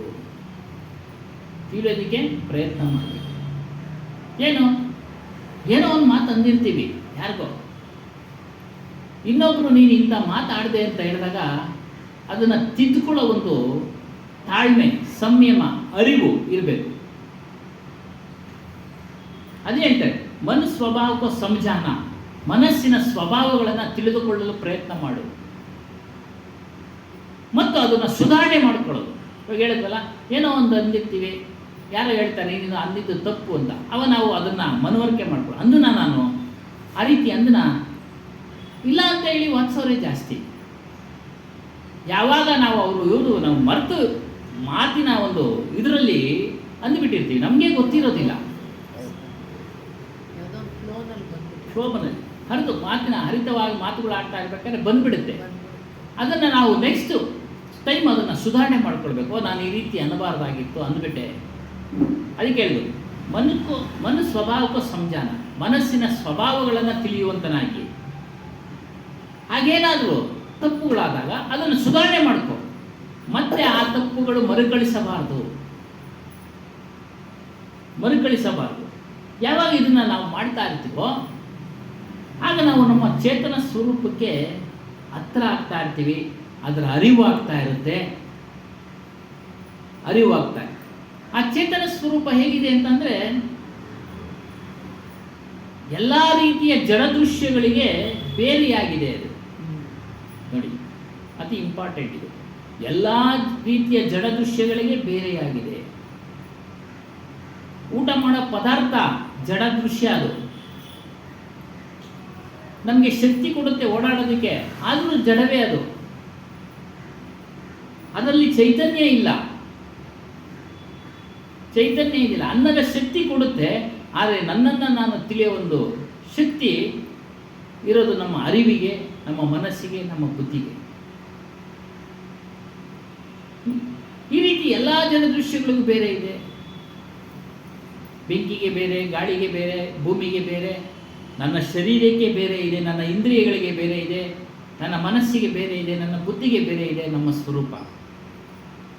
ಮತ್ತು ಅಸಂಗನು, ಎಲ್ಲರ ಚೇತನ ಸ್ವರೂಪ ಅಸಂಗ. ಸಂಘ, ಯಾವುದು ಸಂಘನೂ ಇಲ್ಲ ಅವನಿಗೆ, ಯಾವುದು ಸಂಘನೂ ಇಲ್ಲ ಅವನಿಗೆ. ಮತ್ತು ಎಲ್ಲ ಸಂಘಗಳನ್ನು ಮಾಡಿರೋದು ಯಾರು? ಇವಾಗ ಹೇಳಿದ್ರಲ್ಲ, ಗೂಬೆ ಕತೆ, ಹಂಸದ ಕತೆ. ಮಾಡಿರೋದು ಯಾರು ಅಂದರೆ ದೇಹ, ಮನಸ್ಸು, ಇಂದ್ರಿಯಗಳು. ಇವುಗಳೇ ಎಲ್ಲರ ಸಂಘನ ಮಾಡೋದು. ಅರಿವು ಸ್ವರೂಪನು ತಾನೇ ತಾನಾಗಿರ್ತಾನೆ, ಅವನು ಯಾವುದ್ರ ಸಂಘನೂ ಮಾಡೋದಿಲ್ಲ. ಒಂಟಿಯಾಗಿದ್ದಾನೆ, ಅಕೇಲಾಹು ಹೇಳಿದ್ರಲ್ಲ, ಅಕೇಲಾಹು. ಅಲ್ಲೇ ಪೂರ್ಣವಾದ ತೃಪ್ತಿ ಇರೋದು ನಮ್ಮ ಸ್ವರೂಪದಲ್ಲಿ. ಬೇರೆ ಎಲ್ಲೂ ಸಹ ತೃಪ್ತಿ ಇಲ್ಲ. ಮೇಲೆ ಹೇಳಿದ ವಿದ್ಯೆಗಳನ್ನು ಕಲಿತರೂ ಸಹ ತೃಪ್ತಿ ಇಲ್ಲ. ದೊಡ್ಡ ದೊಡ್ಡ ಅಧಿಕಾರಿಗಳು ಇವತ್ತು ಸಹ ವಂಚನೆ ಮಾಡ್ತಾ ಇದ್ದಾರೆ. ಪೇಪರ್ನಲ್ಲಿ ಬರ್ತಾ ಇದೆ, ಇವತ್ತಿನ ಪೇಪರ್ನಲ್ಲಿ ಬಂದಿದೆ, ದೊಡ್ಡ ಅಧಿಕಾರಿ. ಯಾಕೆ? ವಾಸನೆಗಳಲ್ಲಿ ಬಿದ್ದಿರ್ತಾರೆ. ವಾಸನೆಗಳಲ್ಲಿ ಗಳಿಸ್ಬೇಕು ಅನ್ನೋ ಒಂದು ದೊಡ್ಡ ಎತ್ತರವಾಗಿ ಬೆಳಿಬೇಕು ನಾನು ಅನ್ನೋ ಒಂದು ವಿಚಾರದಲ್ಲಿ ಬಿದ್ದು ಅವರು ಸಹ ವಾಸನೆಗಳಲ್ಲಿ ಬಿದ್ದಿರ್ತಾರೆ. ಹಾಗಾಗಿ ಅವ್ರಿಗೆ ಶಾಂತಿ ಇಲ್ಲ. ಆ ಶಾಂತಿ ವಿಚಾರ ತಿಳಿಸ್ಕೊಡೋರಿಲ್ಲ, ಶಾಂತಿ ವಿಚಾರ ತಿಳಿಸ್ಕೊಡೋರಿಲ್ಲ. ಅದನ್ನು ನೀನು ಆ ಸ್ವರೂಪವನ್ನು ತಿಳಿಯುವಂತನಾಗಪ್ಪ. ಸ್ವರೂಪವನ್ನು ತಿಳಿ ಆ ಪುಟ್ಟವ್ರು ಕರೋ, ನಿನ್ನ ಸ್ಥಾನದಲ್ಲಿ ನೀನೇ ನೆಲೆಗೊಳ್ಳು. ನಮ್ಮ ಸ್ಥಾನ ಯಾವುದು ಅಂದರೆ ನಮ್ಮ ಸ್ವರೂಪ. ಬೇರೆ ಯಾವುದೋ ಲೋಕ ಇಲ್ಲ, ಬೇರೆ ಯಾವುದೋ ಲೋಕ ಇಲ್ಲ. ಆ ಲೋಕದಲ್ಲಿ ಹೋದರೂ ಸಹ ನಮಗೆ ವಾಪಸ್ಸು ಬಂದ್ಬಿಡ್ಬೇಕು. ಅದಕ್ಕೆ ಆ ಕೃಷ್ಣನ್ ಹೇಳ್ತಾನೆ, ಆ ಬ್ರಹ್ಮ ಭುವನ ಲೋಕ ಪುನರಾವರ್ತಿನೋ ಅರ್ಜುನ ಮಾಂಪೇತ್ಯ ಕೌಂತೆಯ ಪುನರ್ಜನ್ಮನ ವಿದ್ಯತೆ. ಏ ಅರ್ಜುನ, ನಿನ್ನ ಬ್ರಹ್ಮಲೋಕದಿಂದ ಯಾವುದೇ ಲೋಕಕ್ಕೆ ಹೋದ್ರೂ ವಾಪಸ್ ಬಂದ್ಬಿಡ್ಬೇಕಪ್ಪ. ಯಾವುದೇ ಲೋಕಕ್ಕೆ ಹೋದ್ರೂ ವಾಪಸ್. ಆ ಬ್ರಹ್ಮ ಭುವನ ಲೋಕ ಪುನರಾವರ್ತಿನೋ ಅರ್ಜುನ ಮಾಂಪೇತ್ಯ ಕೌಂತೆಯ ಪುನರ್ಜನ್ಮನ ವಿದ್ಯತೆ. ಬ್ರಹ್ಮಲೋಕದವರೆಗಿನ ಎಲ್ಲ ಲೋಕಗಳು ಮತ್ತೆ ಮತ್ತೆ ಬಂದು ಹೋಗುವಂಥವುಗಳು. ಯಾರು ಸ್ವರೂಪದಲ್ಲಿ ನಿಲ್ತಾರೋ ಅವ್ರಿಗೆ ಪುನರ್ಜನ್ಮ ಇಲ್ಲ. ಹೇಳ್ತಾನೆ, ಎಷ್ಟೋ ಜನ್ಮಗಳಿಂದ ಪ್ರಯಾಣ ಆರಂಭವಾಗಿದೆ, ಯಾರಿಗೂ ಗೊತ್ತಿಲ್ಲ.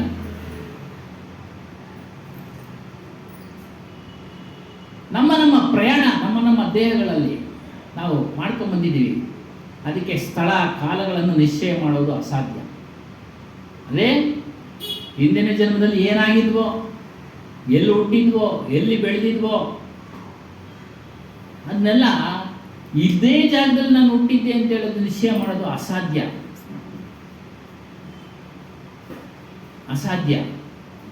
ನಾವು ವ್ಯಾವಹಾರಿಕವಾಗಿ ಅವ್ರಿಗೆ ಇವ್ರಿಗೆ ಹೋಗ್ತಾ ಇರ್ತೀವಿ. ನಮ್ಮ ಶಕ್ತಾನುಸಾರ ಹೊರದೇಶಕ್ಕೆ ಹೋಗೋರು ಹೊರದೇಶಕ್ಕೆ ಹೋಗ್ತಾರೆ, ಇಂಡಿಯಾ ಸುತ್ತಾರೆ. ಆ ಪ್ರಯಾಣಗಳನ್ನ ಎಲ್ಲ ನಿಲ್ಲಿಸ್ಬೋದು. ಯಾವುದು? ಸುತ್ತಾಡೋದು, ಈ ದೇಹ ತಗೊಂಡು ಸುತ್ತಾಡೋದು, ಇದೆಲ್ಲ ನಿಲ್ಲಿಸ್ಬೋದು. ನೋಡಿ, ಈ ಹುಟ್ಟು ಸಾವು ಅನ್ನೋ ಪ್ರಯಾಣ ಇದೆಯಲ್ಲ, ಇದು ರದ್ದುಪಡಿಸಲು ಬಹಳ ಕಷ್ಟ ಇದೆ, ನಿಲ್ಲಿಸಲು ಬಹಳ ಕಷ್ಟ ಇದೆ. ಆದರೆ ಈ ವಿಚಾರ ಜನಗಳು ಮರ್ತಿದ್ದಾರೆ. ಕೇವಲ ಪ್ರಾಪಂಚಿಕ ವ್ಯವಹಾರಗಳಲ್ಲಿ ನಿರತರಾಗಿದ್ದೇವೆ. ನಾವು ಪ್ರಾಪಂಚಿಕ ವ್ಯವಹಾರಗಳಲ್ಲಿ ನಿರತರಾಗಿದ್ದೀವಿ. ಮತ್ತು ಇದೇ ಅಮರ, ಈ ದೇಹನೇ ಅಮರ. ಈ ರೀತಿ ತಿಳ್ಕೊಂಡು ತಿಳ್ಕೊಂಡಿರ್ತಾರೆ. ಮತ್ತು ಶಾಶ್ವತ ಎಂಬ ಕಲ್ಪನೆ ತಪ್ಪು ಕಲ್ಪನೆ ಬಹಳ ಚೆನ್ನಾಗಿದೆ. ನಾನು ಶಾಶ್ವತವಾಗಿ ಯೌವನವಾಗಿ ಇರ್ತೀನಿ, ಯೌವನದಲ್ಲೇ ಇರ್ತೀನಿ, ನನ್ನ ಸೌಂದರ್ಯ ಹೀಗೆ ಇರುತ್ತೆ. ಈ ತಪ್ಪು ಕಲ್ಪನೆ ಮನುಷ್ಯರಲ್ಲಿ ಆಳವಾಗಿ ಬೇರೂರಿದೆ.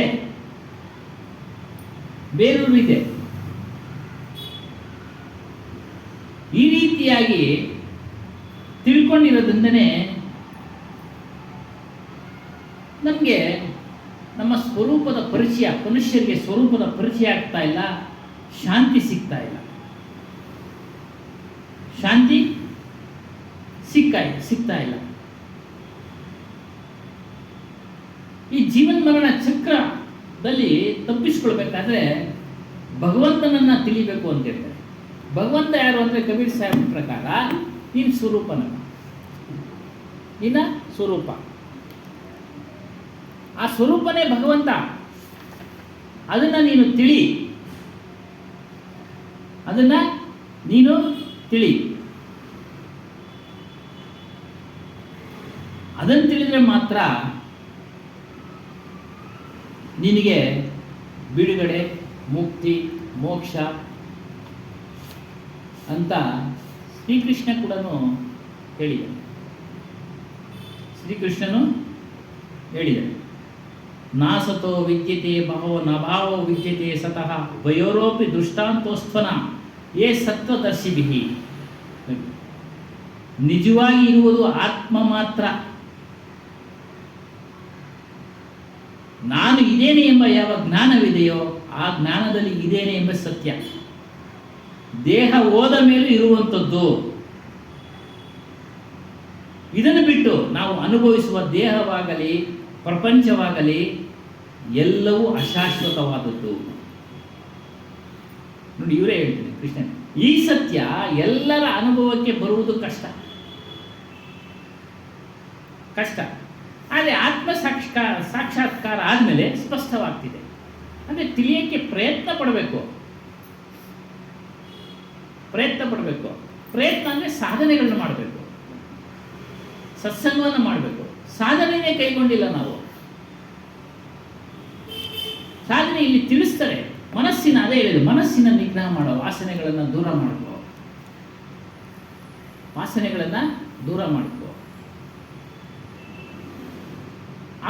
ಆಪು ಟೌರುಕರು ಅಂದರೆ ನಿನ್ನ ಸ್ಥಾನದಲ್ಲಿ ನೆಲೆಗೊಳ್ಳುವಂತನಾಗು.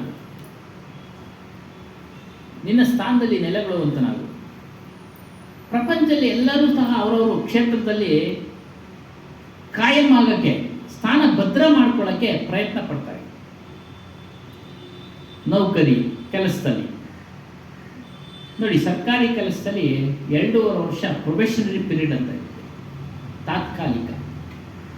ಆ ಸಮಯದಲ್ಲಿ ಅವರೇನಾದರೂ ತಪ್ಪು ಮಾಡಿಬಿಟ್ರೆ ಕೆಲಸದಿಂದ ತೆಗೆದಾಕ್ಬಿಡ್ತಾರೆ. ಆ 2.5 ವರ್ಷ ನಾವೆಲ್ಲ ಮಾಡಿದ್ದೀವಿ. ಆ 2.5 ವರ್ಷ ಭಯ ಭಕ್ತಿಯಿಂದ ಯಾವ ತಪ್ಪು ಆಗದೆ ಹಾಗೆ ಅವನು ಕೆಲಸ ಮಾಡ್ತಾನೆ. ಯಾಕೆ? ಸ್ಥಾನ ಭದ್ರ ಮಾಡ್ಕೊಳ್ಬೇಕು. ಅವನು ಆ ಸ್ಥಾನ ಭದ್ರ ಮಾಡ್ಕೊಳ್ಬೇಕು. ಅದೇ ಹೇಳ್ತಾರೆ, ಅಪನಾ ಟೌರ್ ಕರೋ. ಆ ಭದ್ರ ಮಾಡ್ಕೊಳ್ಳೋಕ್ಕೆ ಸಲುವಾಗಿ ಅವನು ಶ್ರಮ ಪಡ್ತಾನೆ. ಇನ್ನು ವ್ಯಾಪಾರದಲ್ಲಿ ಅವನೊಂದು ಹಂತಕ್ಕೆ ಬರಬೇಕಾದ್ರೆ ಪ್ರಯತ್ನ ಪಡ್ತಾನೆ, ಹಂತಕ್ಕೆ ಬರ್ತಾನೆ. ಇದೇ ರೀತಿ ಎಲ್ಲ ವ್ಯವಹಾರಗಳಲ್ಲಿ ಮನುಷ್ಯ ತನ್ನ ಸ್ಥಾನವನ್ನು ಭದ್ರ ಮಾಡಿಕೊಳ್ಳಲು, ಒಂದು ಸ್ಥಾನದಲ್ಲಿ ನೆಲೆಗೊಳ್ಳಲು ಪ್ರಯತ್ನ ಪಡ್ತಾರೆ. ಸಂಗೀತದಲ್ಲೋ, ನಟನೆಯಲ್ಲೋ, ಎಲ್ಲ ಕ್ಷೇತ್ರದಲ್ಲಿ ಭದ್ರ ಮಾಡ್ಕೊಳ್ಳೋಕ್ಕೆ ಪ್ರಯತ್ನ ಪಡ್ತಾನೆ. ಆದರೆ ಅದರಲ್ಲಿ ನಾನು ಯಶಸ್ಸು ಸಫಲನಾಗ್ಬಿಟ್ಟೆ ಅಂತೇಳಿ ಕುತ್ಕೊಂಡಿದ್ದಾನೆ. ಅದಾಗುತ್ತೆ. ಆ ಸಫಲತೆ, ರಿಸಲ್ಟ್, ಒಳ್ಳೆ ರಿಸಲ್ಟ್, ಫಲಿತಾಂಶ, ಒಳ್ಳೆ ರಿಸಲ್ಟ್ ಎಲ್ಲಿವರೆಗೂ? ನಮ್ಮ ಜೀವ, ನಮ್ಮ ದೇಹ ಇರೋವರೆಗೂ.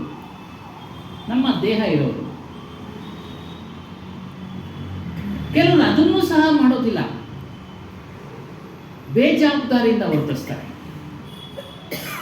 ಬೇಜವಾಬ್ದಾರಿ, ಅವಾಗ ಹೇಳಿದ್ರಲ್ಲ, ಸಂಘದಿಂದ ಅಂತ ಇದೆ.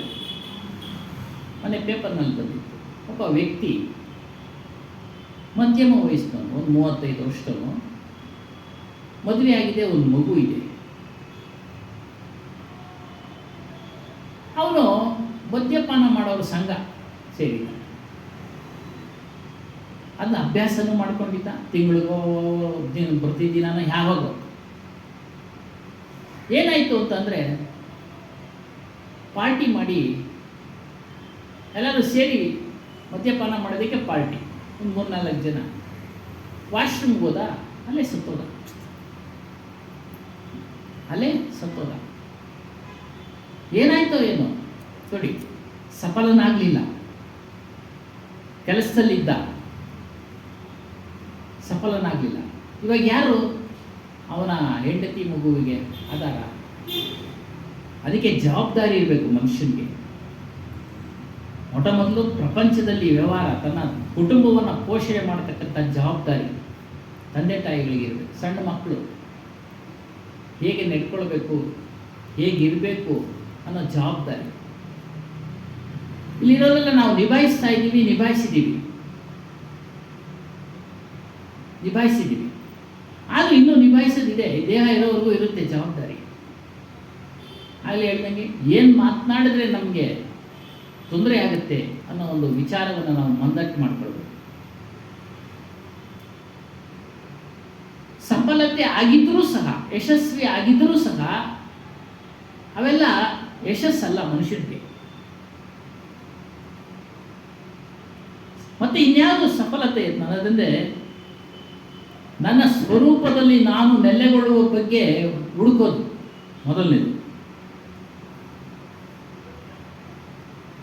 ಹುಡುಕಿದ ಬಳಿಕ ನಮ್ಮ ಸ್ವರೂಪದ ವಿಚಾರ ಗೊತ್ತಾಯಿತು, ಆತ್ಮ ವಿಚಾರ ಗೊತ್ತಾಯಿತು, ಅದಕ್ಕೆ ಸತ್ಯನಾಮದ ವಿಚಾರ ಗೊತ್ತಾಯಿತು, ಶುದ್ಧ ಚೈತನ್ಯ ಸ್ವರೂಪದ ವಿಚಾರ ಗೊತ್ತಾಯಿತು.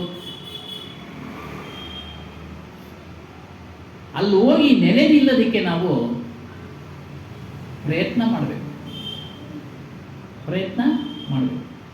ಪ್ರಶ್ನೆ ಹಾಕ್ಬಿಡ್ತಾರೆ, ಆತ್ಮನಿಗೆ ಸ್ಥಾನ ಎಲ್ಲಿ ಅಂತ. ಆತ್ಮನಿಗೆ ಆತ್ಮವೇ ಸ್ಥಾನ, ಬೇರೆ ಎಲ್ಲೂ ಇಲ್ಲ. ಹೊರಗಡೆ ಒಳಗೂ ಇಲ್ಲ, ಹೊರಗೂ ಇಲ್ಲ. ಅದೇ ಹೇಳ್ತಾರೆ, ಜಡ ದೃಶ್ಯೋಂಶ ಪೃಥಕ್, ಬೇರೆ ಇದೆ. ಅದನ್ನಲ್ಲಿ ನಿಲ್ಲುವಂತನಾಗು. ಅದನ್ನೇ ಭಗವಂತ, ಪರಮಾತ್ಮ ಅಂತೇಳಿ ಬೇರೆ ಬೇರೆ ಪುಸ್ತಕಗಳಲ್ಲಿ ತಿಳಿಸಿದ್ದಾರೆ. ಕೆಲವು ರಹಸ್ಯ ಪದಗಳು. ಆದರೆ ನಾವು ಹೊರಗಡೆ ಹೋಗ್ತಾ ಇದ್ದೀವಿ ಆ ವಿಚಾರವನ್ನು ಹೊರಗಡೆ. ಸ್ಥಾಯಿ ಅಂದರೆ ಶಾಶ್ವತ. ಇನ್ನೊಂದು ಉದಾಹರಣೆ ಕೊಡ್ತಾರೆ. ನಾವೆಲ್ಲ ಬಾಡಿಗೆ ಮನೆಗಳಲ್ಲೇ ಇದ್ದು ವಾಸ ಮಾಡ್ತಾರೆ, ಬದಲಾವಣೆ ಮಾಡ್ತಾ ಇದ್ದೀವಿ. ಒಂದು ಸಣ್ಣದಾಗಿ ಒಂದು ಸ್ವಂತ ಮನೆ ಕಟ್ಕೊಂಡ್ರೆ ಖುಷಿ. ಇನ್ನು ನಾವು ಆಗಾಗ್ಗೆ ಬದಲಾವಣೆ ಮಾಡೋವಾಗಿಲ್ಲ. ಪಾತ್ರೆಗಳನ್ನ ತೆಗೆದುಕೊಂಡು ಹೋಗೋದು, ಬದಲಾವಣೆ ಅದು ಮಾಡೋದು ತಪ್ಪಪ್ಪ. ನೆಮ್ಮದಿನಪ್ಪ. ಒಂದು ಸಣ್ಣ ಒಂದು ಮನೆ ಕಟ್ಕೊಂಡಿದ್ದೀವಿ, ಎಲ್ಲ ಒಂದು ಕಡೆ ನೆಮ್ಮದಿಯಿಂದ ಇರ್ಬೋದು ಅನ್ನೋ ಒಂದು ಖುಷಿ ಬರುತ್ತಲ್ಲ, ಅದು ಉದಾಹರಣೆ ಕೊಡ್ತಾರೆ. ಆ ರೀತಿಯ ಸಮಾಧಾನವಾಗುತ್ತೆ ನಿಮಗೆ, ಹೇಳ್ತಾರೆ. ಆ ರೀತಿ ಸಮಾಧಾನವಾಗುತ್ತೆ, ಸುತ್ತೋದು ತಪ್ಪುತ್ತೆ. ಮನಸ್ಸು ಸಹ ಇದೇ ರೀತಿ ಸುತ್ತುತ್ತಾ ಇದೆ ಹೊರಗಡೆ ಆನಂದಕ್ಕೋಸ್ಕರ ಸುತ್ತುತ್ತಾ ಇದೆ, ಶಾಂತಿಗೋಸ್ಕರ ಸುತ್ತುತ್ತಾ ಇದೆ, ನೆಮ್ಮದಿಗೋಸ್ಕರ ಸುತ್ತುತ್ತಾ ಇದೆ. ಎಲ್ಲೂ ಇಲ್ಲ ನೆಮ್ಮದಿ, ನಿನ್ನಲ್ಲೇ ಇದೆ ಅಂತ ಹೇಳ್ತಾರೆ. ನಿನ್ನಲ್ಲೇ ಸುಖ ಇದೆ, ನಿನ್ನಲ್ಲೇ ಶಾಂತಿ ಇದೆ. ಶಾಶ್ವತವಾದ ಮನೆಯ ಪರಿಚಯ ಮಾಡಿಕೊ. ಅಂದರೆ ಸ್ವರೂಪ ಸ್ಥಿತಿಯ ಪರಿಚಯ ಮಾಡಿಕೊ ಮತ್ತು ಅದನ್ನು ಗಳಿಸೋಕ್ಕೆ ಪ್ರಯತ್ನ ಮಾಡು. ಅಪನಿ ಆತ್ಮವೇ ನೀನು, ಬೇರೆ ಎಲ್ಲೂ ಲೀನ ಆಗೋದಲ್ಲ. ಹೇಳಿಲ್ಲ ಅವರು, ನಿನ್ನಲ್ಲೇ ನೀನು ಲೀನವಾಗಬೇಕು. ಪುರಾಣಗಳಲ್ಲಿ ಹೇಳ್ತಾರೆ, ವಿಷ್ಣುವಲ್ಲಿ ಐಕ್ಯವಾದರು, ಈಶ್ವರನಲ್ಲಿ ಐಕ್ಯವಾದರು, ಬ್ರಹ್ಮನಲ್ಲಿ ಐಕ್ಯವಾದರು.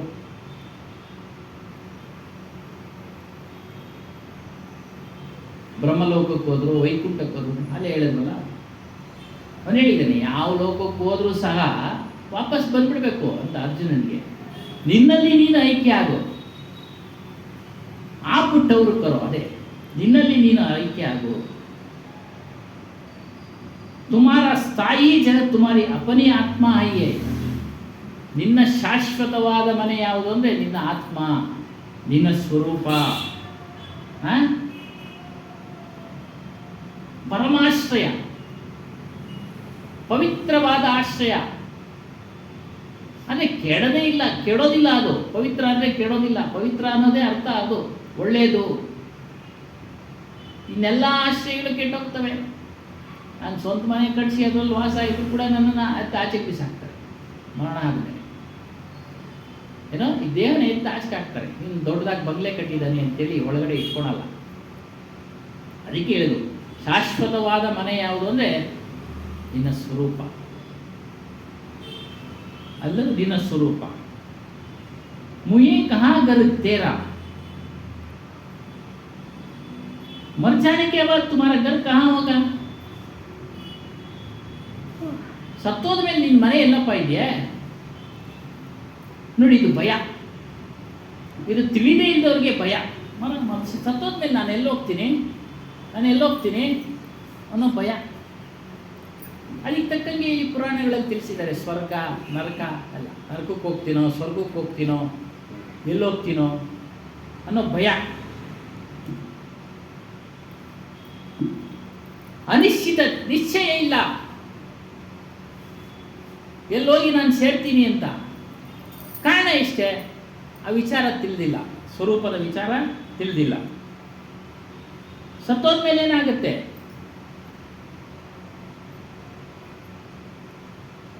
ಮರಣ ಆಗುವಾಗ ಎಲ್ರಿಗೂ ಕಷ್ಟನೇ. ಹೇಳ್ತಾರೆ ಮೃತ್ಯು ಕಾಲಮೇ ಕಿಸಿ ಪ್ರಕಾರ ಶಾರೀರಿಕ ಕಷ್ಟ ಹೋತ. ಶಾರೀರಿಕವಾಗಿ ಎಲ್ರಿಗೂ ತೊಂದರೆ, ಬೇರೆ ಕಷ್ಟ ಏನಿಲ್ಲ. ಆದರೆ ಮನಸ್ಸಿನಲ್ಲಿ ಭಯ ಅನ್ನೋದಿರುತ್ತೆ. ಮನಸ್ಸಿಗೆ ಭಯ ಅನ್ನೋದಿರುತ್ತೆ. ಏನು ಭಯ ಅಂದರೆ, ಎಲ್ಲವನ್ನ ಮಾಡಿದ್ದೀನಿ, ಎಲ್ಲವನ್ನ ಮಟ್ಟಿದ್ದೀನಿ, ಎಲ್ಲ ಗಳಿಸಿದ್ದೀನಿ, ಇದನ್ನೆಲ್ಲ ಬಿಟ್ಟು ಹೋಗ್ಬೇಕಲ್ಲ ಅನ್ನೋದು ಭಯ. ಇದನ್ನೆಲ್ಲ ಬಿಟ್ಟು ಹೋಗ್ಬೇಕು. ಎಷ್ಟೊಂದು ಆಸ್ತಿ ಮಾಡಿದ್ದೀನಿ, ಎಷ್ಟೊಂದು ಒಡವೆ ಮಾಡಿದ್ದೀನಿ, ಎಷ್ಟೊಂದು ಮನೆಗಳು ಕಟ್ಟಿದ್ದೀನಿ,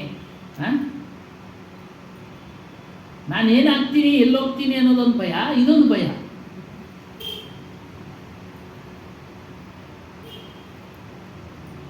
ಎಲ್ಲಿ ಹೋಗ್ತೀನಿ ಅದರ ವಿಚಾರನೇ ಗೊತ್ತಿಲ್ಲ, ಎಲ್ಲಿ ಇರ್ತೀನಿ ಅನ್ನೋದು ವಿಚಾರನೇ ಗೊತ್ತಿಲ್ಲ. ಆ ವಿಚಾರ ಗೊತ್ತಿದ್ರೆ ಈ ಭಯಗಳೇ ಬರಲ್ಲ ಮನುಷ್ಯನಿಗೆ. ಆತ್ಮಸ್ವರೂಪದ ವಿಚಾರ ಗೊತ್ತಿದ್ದ ಪಕ್ಷದಲ್ಲಿ ಮತ್ತು ಅದರ ಸಾಧನೆಯಲ್ಲಿ ತೊಡಗಿಸಿಕೊಂಡಿದ್ದ ಪಕ್ಷದಲ್ಲಿ ಅಲ್ಲೋಗಿ ನಾನು ಸೇರ್ತೀನಿ ಅನ್ನೋದು ತಿಳಿದಾದ ಮೇಲೆ, ಸಾಧನೆ ಎಲ್ಲ ಮಾಡಿದಾದ್ಮೇಲೆ ಈ ಭಯಗಳೆಲ್ಲ ಬರೋದಿಲ್ಲ. ಇದು ಧರ್ಮ, ಶರೀರ ಧರ್ಮ, ಒಂದಲ್ಲ ಒಂದು ದಿನ ಹೋಗುತ್ತೆ ಅನ್ನೋ ಒಂದು ವಿಚಾರ ತಿಳಿದ ಮೇಲೆ ಯಾವುದು ಭಯನೂ ಇರೋದಿಲ್ಲ. ಅದಕ್ಕೆ ಯಾವುದು ಭಯನೂ ಇರೋದಿಲ್ಲ. ನೀನೇನಾದರೂ ಒಳ್ಳೆ ಕೆಲಸ ಮಾಡಿದ್ರೆ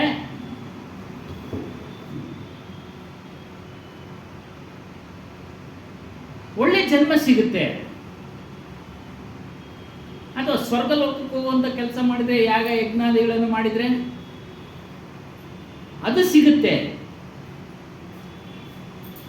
ಆದರೆ ಅಲ್ಲಿ ಹೋಗಿ ಬಂದಿರ್ತಕ್ಕಂಥವ್ರು ಯಾರೂ ಇಲ್ಲ. ಅವೆಲ್ಲ ಕಲ್ಪನೆಗಳು ಅಂತ ಹೇಳ್ತಾರೆ.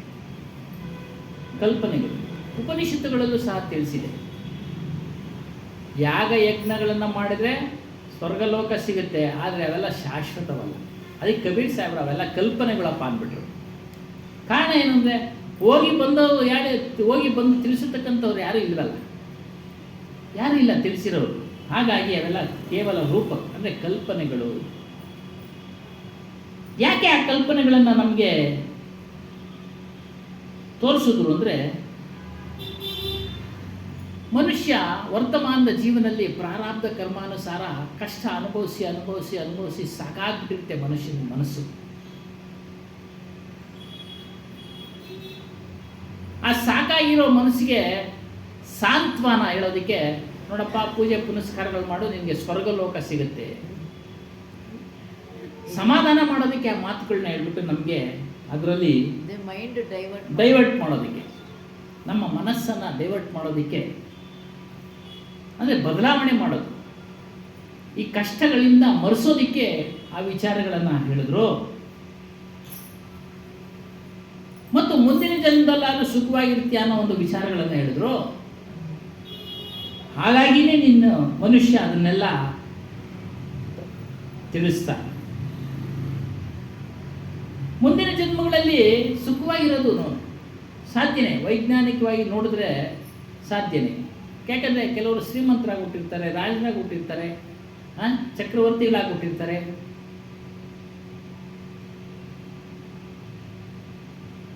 ಸಾಧ್ಯನೇ. ಆದರೆ ಅದನ್ನೆಲ್ಲ ಅನುಭವಿಸೋಕ್ಕೆ ದೇಹ ಬೇಕಲ್ಲ. ದೇಹ ಬಂದ ಮೇಲಂತೂ ಕಾಯಿಲೆ ಕಸಾಲೆಗಳು, ನೋವು ನಲಿವುಗಳು ಎಲ್ಲ ಇದ್ದೇ ಇರ್ತವೆ. ಹೇಳಿದಲ್ಲ, ಆಧ್ಯಾತ್ಮಿಕ ದುಃಖ, ಆದಿ ದೈವಿಕ ದುಃಖ, ಆದಿ ಭೌತಿಕ ದುಃಖ, ಇವೆಲ್ಲವೂ ಇದ್ದೇ ಇರುತ್ತೆ. ಅವನು ಚಕ್ರವರ್ತಿ ಆಗಲಿ, ಶ್ರೀಮಂತನಾಗಲಿ, ರಾಜನಾಗಲಿ, ಯಾರೇ ಆಗಲಿ, ಎಲ್ಲ ದುಃಖಗಳು ಇದ್ದೇ ಇರ್ತವೆ. ಎಲ್ಲ ದುಃಖಗಳು ಇದ್ದೇ ಇರ್ತವೆ. ಇವುಗಳಿಂದ ಬಿಡುಗಡೆ ಆಗೋದಕ್ಕೆ ನೀನು ನಿನ್ನ ಸ್ವರೂಪವನ್ನು ತಿಳಿಬೇಕು. ಯಾರು ತಿಳಿತಾರೆ ಅಂದರೆ ವಿವೇಕಿಗಳು ಮಾತ್ರ, ಜ್ಞಾನಿಗಳು ಮಾತ್ರ ಅದಕ್ಕೆ ಸಾಧ್ಯ. ಅವ್ರಿಗೆ ಮಾತ್ರ ಸಾಧ್ಯ, ಎಲ್ಲರಿಗೂ ಸಾಧ್ಯ ಇಲ್ಲ ಅದನ್ನ ತಿಳಿಯೋದಕ್ಕೆ. ಮತ್ತೆ ಪ್ರಯತ್ನ ಪಟ್ಟರೆ ಆಗುತ್ತೆ ಅಂತ ಹೇಳ್ತಾರೆ. ಪ್ರಯತ್ನ ಪಟ್ಟರೆ ಆಗುತ್ತೆ. ಪ್ರಯತ್ನ ಪಡೋದಕ್ಕೇನೆ ಮನುಷ್ಯರು ಇಚ್ಛೆ ಪಡ್ತಾ ಇಲ್ಲ.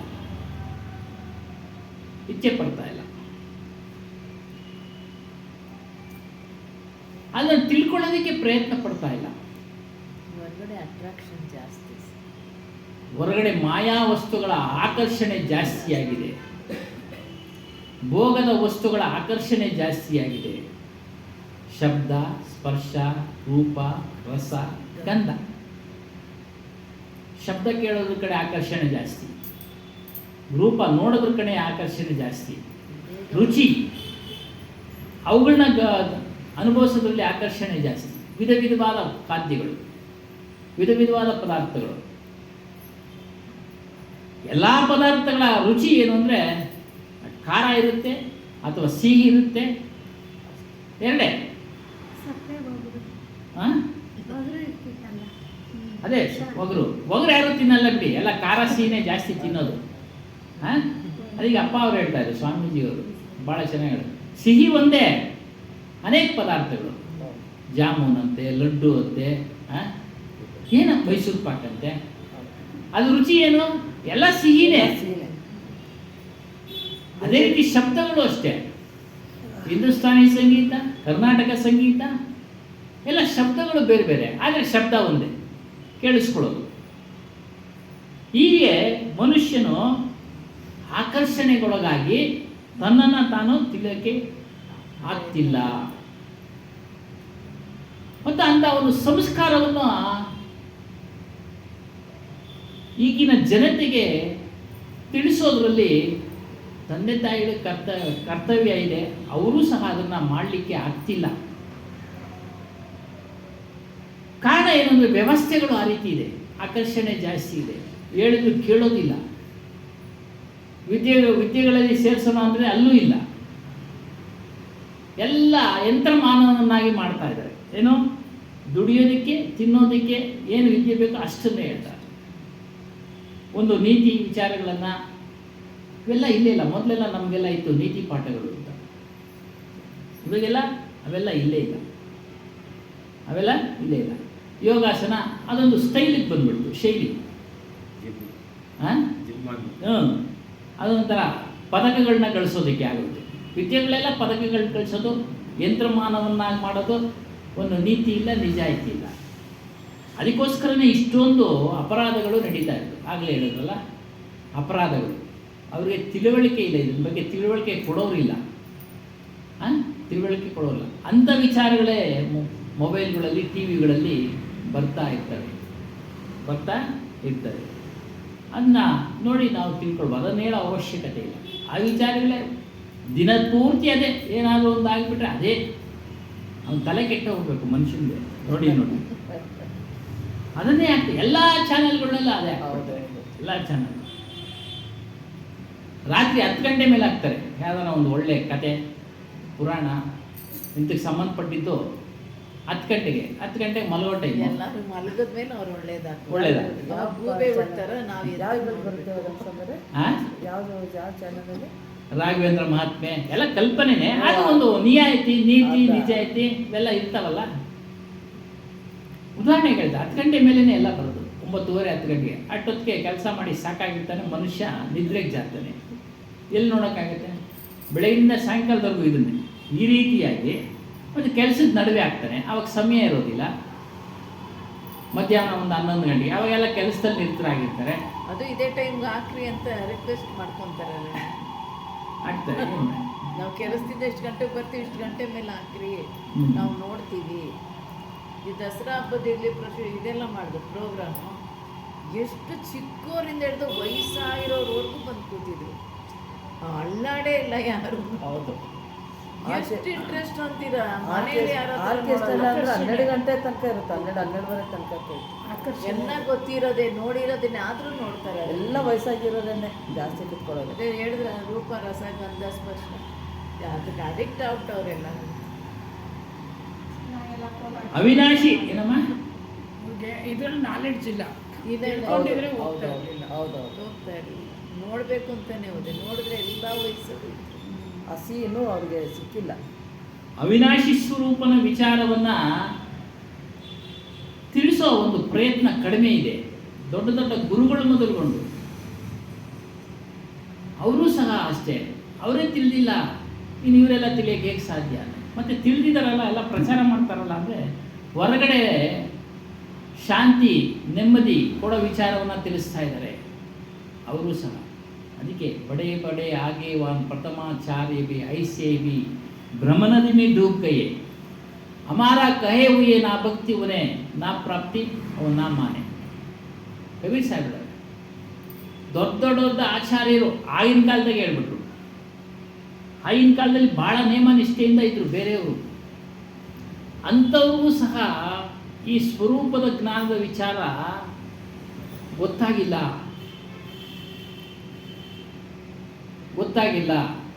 ಗೊತ್ತಾದರೂ ಸಹ ಸ್ವೀಕರಿಸೋಕ್ಕೆ ಸಾಧ್ಯ ಇಲ್ಲ, ಆಗ್ತಾ ಇಲ್ಲ ಅವ್ರಿಗೆ.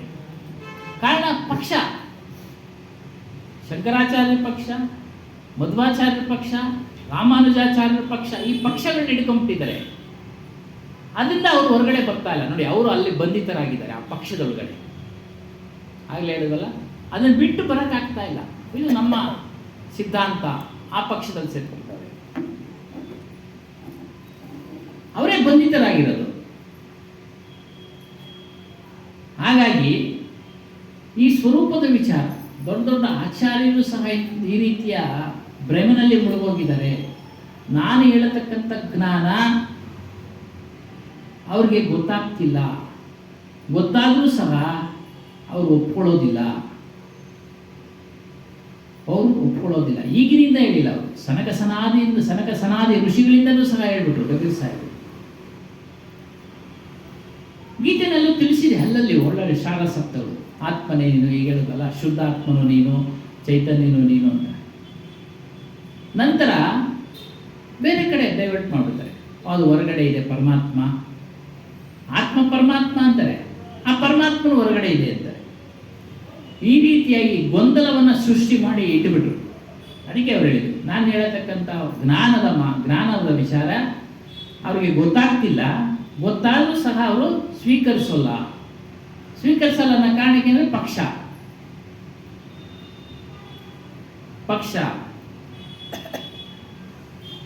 ಮತ್ತೆ ಇದನ್ನು ತಿಳಿದ ಮೇಲೆ, ಈ ಸ್ವರೂಪದ ವಿಚಾರ ತಿಳಿದ ಮೇಲೆ ನಿರ್ಭಯನಾಗ್ಬಿಡ್ತಾನೆ. ಕಳೆದ ವಾರ ಹೇಳೋದಲ್ಲ, 2 ವಾರದಾಗೆ 9 ರೀತಿಯ ಭಯಗಳು. ಆ ಭಯಗಳೆಲ್ಲ ಮನಸ್ಸಿಂದ ಹೊರಟೋಗ್ತವೆ.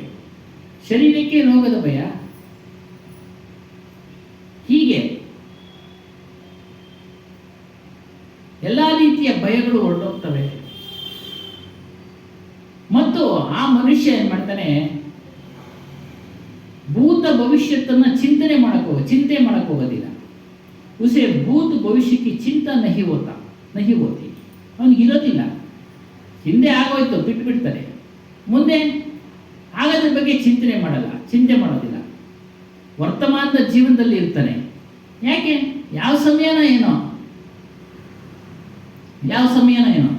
ಅದೇ ವ್ಯಾವಹಾರಿಕವಾಗಿ ಚಿಂತೆ ಮಾಡೋದು ಒಳ್ಳೆಯದೇ. ಅದಕ್ಕೆ ಏನು ಬೇಕೋ ಅನುಕೂಲತೆ ಮಾಡಿಕೊಂಡು ಇಟ್ಕೊಳ್ಳೋದು ಒಳ್ಳೆಯದೇ. ಅತಿಯಾದ ಚಿಂತೆ ಮಾಡಲಿಕ್ಕೆ ಹೋಗೋದಿಲ್ಲ. ಏನು ಬೇಕೋ ಅದನ್ನು ಮಾಡಿಕೊಂಡು ಇಟ್ಕೊಂಡು ವರ್ತಮಾನದ ಜೀವನದಲ್ಲಿ ಜೀವನ ನಡೆಸ್ತಾನೆ. ಆಜ್ ಹಮಾರ ಸುನಹಲ್ ಅವಸರ, ನಮಗೆಲ್ಲ ಒಳ್ಳೆ ಸುಸಮಯ ಬಂದಿದೆ. ಏನು? ಮನುಷ್ಯ ಜನ್ಮ ಬಂದಿದೆ. ಸುನಹಲ್ ಅವಸರ, ಸುವರ್ಣಾವಕಾಶ, ಗೋಲ್ಡನ್ ಆಪರ್ಚುನಿಟಿ ಅಂತೆಲ್ಲ ಹಾಗೆ ಮನುಷ್ಯ ಜನ್ಮ. ಯಾಕೆ? ಈ ಜನ್ಮದಲ್ಲೇ ಮಾಡಲಿಕ್ಕೆ ಸಾಧ್ಯ. ಮನುಷ್ಯ ಜನ್ಮದಲ್ಲಿ ಅರಿವಿದೆ, ಪ್ರಜ್ಞೆ ಇದೆ, ಏನು ಮಾಡಬೇಕು ಅನ್ನೋ ಒಂದು ತಿಳಿಯೋ ಶಕ್ತಿ ಇದೆ, ಶರೀರ ಇದೆ, ಇಂದ್ರಿಯಗಳಿದ್ದಾವೆ. ಇವುಗಳನ್ನೆಲ್ಲ ಒಳ್ಳೆ ಮಾರ್ಗಕ್ಕೆ ತೆಗೆದುಕೊಂಡು ಹೋಗಬೇಕು. ಮತ್ತು ಸಾಧುಗಳು ಸಿಗ್ತಾರೆ, ಸಾಧು ಸಂಘ ಸಿಗುತ್ತೆ. ಒಳ್ಳೊಳ್ಳೆ ಗ್ರಂಥಗಳು ಸಿಗ್ತವೆ ಓದೋದಕ್ಕೆ, ಧರ್ಮ ಗ್ರಂಥಗಳು. ಗುರು ಸಿಗ್ತಾರೆ.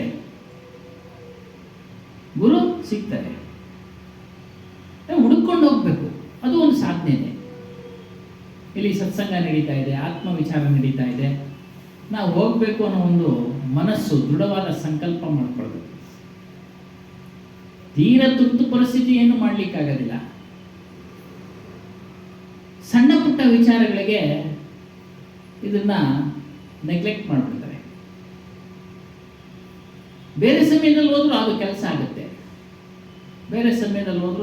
ಆಗುತ್ತೆ. ಅದನ್ನ ಬುದ್ಧಿವಂತಿಕೆಯಿಂದ, ಯುಕ್ತಿಯಿಂದ ಮಾಡ್ಕೊಳ್ಳೋಕ್ಕೆ ಆಗ್ತಿಲ್ಲ ಮನುಷ್ಯನಿಗೆ. ಅದಕ್ಕೆ ಹೇಳ್ತಾರೆ ಯುಕ್ತಿ ಬೇಕು ರಾಮನನ್ನ ತಿಳಿಯೋಕೆ ಅಂತ. ರಾಮನನ್ನ ತಿಳಿಯೋಕೆ ಯುಕ್ತಿ ಬೇಕು. ಆ ಯುಕ್ತಿನ ನಾವು ಈ ಸಮಯದಲ್ಲಿ ಉಪಯೋಗಿಸ್ಬೇಕು. ಸತ್ಸಂಗ ನಡೆಯೋ ಸಮಯದಲ್ಲಿ ಬೇರೆ ಕೆಲಸಗಳನ್ನ ಬದಿಗಿಟ್ಟು ಆಮೇಲೆ ಮಾಡಿಕೊಂಡು ನಡೆಯುತ್ತೆ.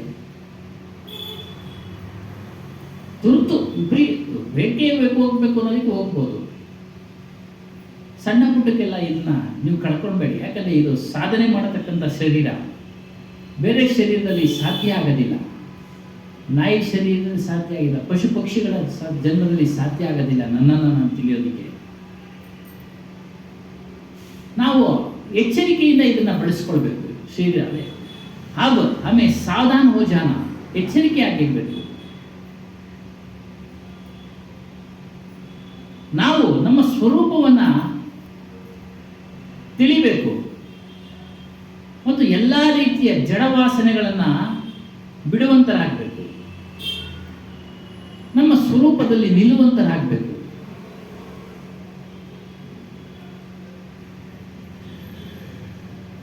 ಮತ್ತೆ ಭಯಗಳು ಏನಿಗೆ ಉಂಟಾಗೋದು ಅಂದ್ರೆ ಈ ಜಡದ ಪದಾರ್ಥಗಳ ಮೇಲೆ ಪ್ರೇಮವನ್ನ ಇಟ್ಟಿರೋದ್ರಿಂದ. ಅತಿಯಾದ ಪ್ರೇಮ, ಜಡ ಪದಾರ್ಥಗಳು ಯಾವುದು? ದೇಹ, ಜಮೀನು, ಪರಿವಾರ, ಪದಾರ್ಥಗಳು, ಪದವಿ, ಪ್ರತಿಷ್ಠೆ, ಇವೆಲ್ಲ ದೃಶ್ಯ ಜಗತ್ತುಗಳು. ಅಂದ್ರೆ ನಮ್ಮ ಕಣ್ಣಿಗೆ ಕಾಣತಕ್ಕಂಥದ್ದು. ಇದ್ರ ಮೇಲೆ ಅತಿಯಾದ ಪ್ರೀತಿ ಇಟ್ಟಿದ್ದೀವಿ, ಅದು ಬಿಟ್ಟು ಹೋಗುತ್ತೆ ಅನ್ನೋ ಭಯ. ಅತಿಯಾದ ಮಮತೆಯನ್ನು ಇಟ್ಟಿದ್ದೀವಿ, ಅದು ಬಿಟ್ಟು ಹೋಗುತ್ತೆ ಅಂತ ಭಯ. ಇವುಗಳೇ ನಮಗೆ ವಾಸನೆಗಳಾಗಿ ಪರಿವರ್ತನೆ ಆಗ್ಬಿಡ್ತವೆ ಮತ್ತು ಭಯಕ್ಕೆ ಕಾರಣಗಳಾಗ್ಬಿಡ್ತವೆ. ಇವುಗಳನ್ನೆಲ್ಲ ನಾವು ಬಿಡುವಂತರಾಗಬೇಕು. ಪದವಿ ಪ್ರಾರಬ್ಧ ಕರ್ಮಾನುಸಾರ ಎಷ್ಟು ದಿನ ಇರುತ್ತೆ, ಆಮೇಲೆ ಅದು ಹೋಗಲೇಬೇಕು. ಯಾರಿಗೂ ಪದವಿ ಶಾಶ್ವತ ಅಲ್ಲ.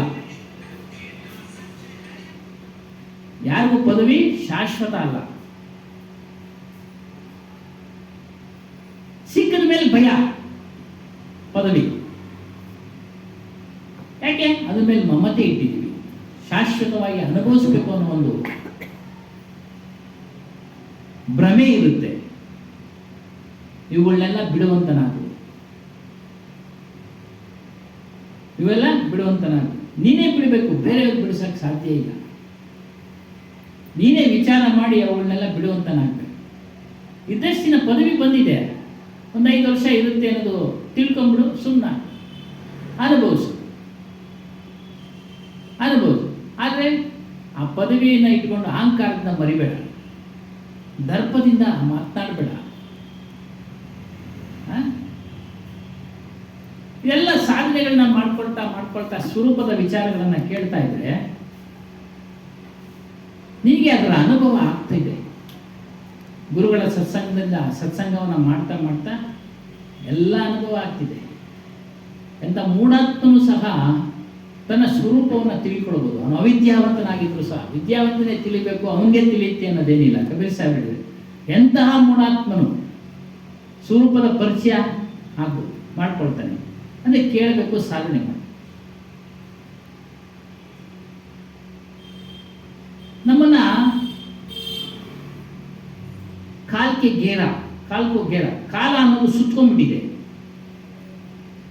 ಸರ್ಕಲ್ ಗೇರ, ಆ ಸರ್ಕಲ್ನಲ್ಲಿ ಇದ್ದೀವಿ. ಕಾಲದ ಅರ್ಥ ಅಂದ್ರೆ ಸಮಯ, ಮೃತ್ಯು, ಅಜ್ಞಾನ.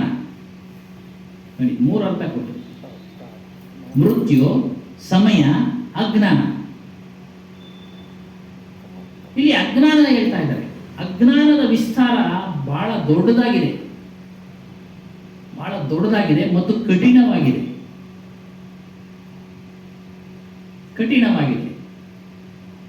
ನಾವು ಸ್ವಲ್ಪ ಎಚ್ಚರಿಕೆ ತಪ್ಪಿದ್ರೆ ಅಜ್ಞಾನದ ಜಾಲದಲ್ಲಿ ಬಿದ್ದೋಗ್ತೀವಿ. ಸ್ವಲ್ಪ ಎಚ್ಚರಿಕೆ ತಪ್ಪಿದ್ರೆ ಅಜ್ಞಾನದ ಜಾಲದಲ್ಲಿ ಬಿದ್ದೋಗ್ತೀವಿ. ಹೇಗಪ್ಪ ಅಂದ್ರೆ, ಸತ್ಸಂಗ ಕೇಳ್ತಾ ಇರ್ತೀವಿ, ಕೇಳ್ತಾ ಯಾವುದೋ ಒಂದು ಕಷ್ಟ ಬಂದ್ಬಿಡುತ್ತೆ. ಸ್ನೇಹಿತರು ಒಂದು ಪರಿಹಾರ ಹೇಳ್ಬಿಡ್ತಾರೆ, ನೋಡಪ್ಪ ಅಂದ್ರೆ ಹೋಗು, ಪರಿಹಾರ ಆಗಿಬಿಡುತ್ತೆ. ಆಯ್ತು, ಪರಿಹಾರ ಮಾಡ್ಕೊಳಕ್ ಹೋಗ್ಬಿಟ್ಟು ಅದನ್ನೇ ಬದ್ಧವಾಗಿ ಹಿಡ್ಕೊಂಡ್ಬಿಟ್ವಿ. ಒಂದು ತೀರ್ಥಕ್ಷೇತ್ರನೋ, ಒಂದು ದೇವಿ ದೇವಸ್ಥಾನನೋ, ಯಾವುದೋ ಒಂದು ಆ ಸಮಯ ಬಂದಿತ್ತು, ಪರಿಹಾರ ಆಯಿತು. ಅವಾಗ ಇದನ್ನು ಬಿಟ್ಬಿಟ್ವಿ ನಾವು, ಸತ್ಸಂಗವನ್ನು. ನೋಡಿ, ಇದು ಈ ರೀತಿ ಒಂದು ಸಣ್ಣ ಉದಾಹರಣೆ. ಅಜ್ಞಾನ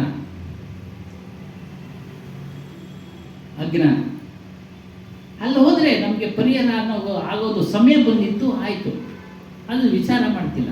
ಹೋಗಿ ಮಾಡ್ಕೊಳ್ಳಿ, ಪರಿಹಾರ ಬೇಡ ಅಂದಿಲ್ಲ. ಆದರೆ ಅವೆಲ್ಲ ಶಾಶ್ವತವಾದ ಒಂದು ಶಾಂತಿ, ನೆಮ್ಮದಿ ಕೊಡೋದಿಲ್ಲ. ಆ ತಕ್ಷಣಕ್ಕೆ ಮುಕ್ತಿ ಸಿಕ್ತು, ಒಳ್ಳೆಯದೇ ಆಯಿತು. ಆದರೆ ಶಾಶ್ವತವಾದ ಶಾಂತಿ ಅವೆಲ್ಲ ಕೊಡೋದಿಲ್ಲ. ಈ ವಿಚಾರ ನಮಗೆ ತಿಳಿದಿರ್ಬೇಕು. ನೋಡಿ, ಇದು ಅಜ್ಞಾನ. ಅಲ್ಲೋಗೆ ಸುತ್ಕೊಂಡ್ಬಿಡ್ತೀವಿ, ಅದನ್ನೇ ಭದ್ರವಾಗಿ ಇಟ್ಕೊಂಡ್ಬಿಡ್ತೀವಿ. ಅದಕ್ಕೆ ಹೇಳ್ತಾರೆ, ಅಜ್ಞಾನ ಕ ವಿಸ್ತಾರ ಬಹಳ ಕಠಿಣ ಹೈ, ಬಹಳ ಕಠಿಣ.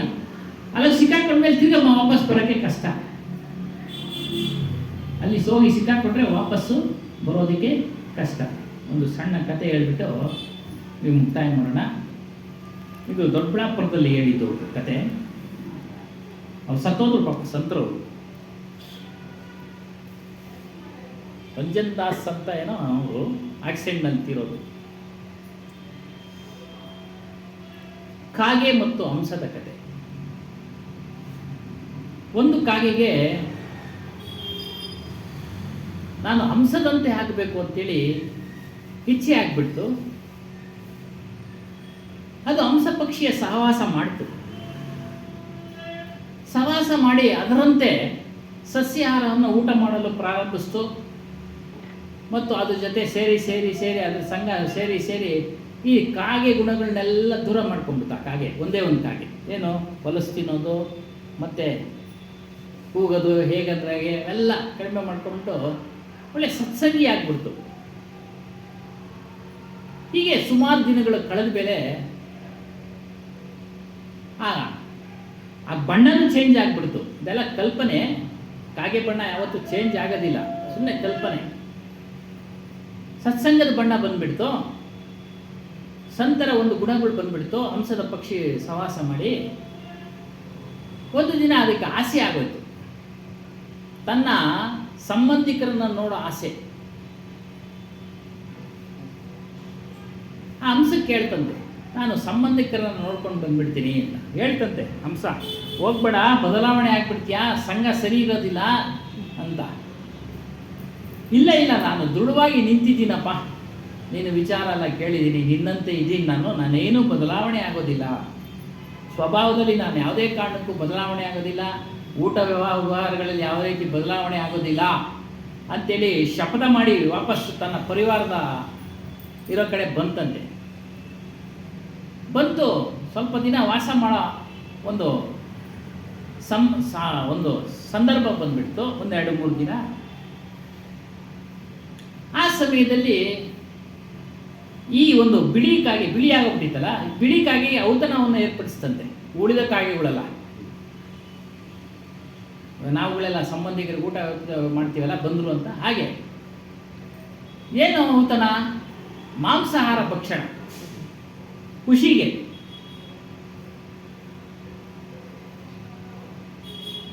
ಎಲ್ಲ ಕಾಗೆಗಳು ಹೋದ್ವು, ಇದು ಮಾತ್ರ ಹೋಗಲಿಲ್ಲ. ನಾನು ಇಲ್ಲಪ್ಪ, ನಾನು ತಿನ್ನೋದಿಲ್ಲ, ನಾನು ಮಾಂಸಾಹಾರ ಭಕ್ಷಣೆ ಮಾಡೋದಿಲ್ಲ ಅಂಥೇಳಿ ಒಂದು ದೃಢವಾದ ನಿಶ್ಚಯದಿಂದ ಇತ್ತು. ಇದೊಂದು ಕಡೆ ಕುಂತಿತ್ತು. ಇದ್ರ ಪಕ್ಕದಲ್ಲಿ ಒಂದು ಮುದಿಕಾಗೆ ಇತ್ತು. ನಾವು ಈಗಲೂ ನೋಡ್ಬೋದು, ಆ ಮುದಿಕಾಗೆಗೆ ಸಣ್ಣ ಪಕ್ಷಿಗಳು ಆಹಾರ ತಂದು ಕೊಡ್ತವೆ. ನಾವು ನೋಡ್ತಾ ಇದ್ದೀವಿ ವಾಟ್ಸಪ್ನಲ್ಲಿ.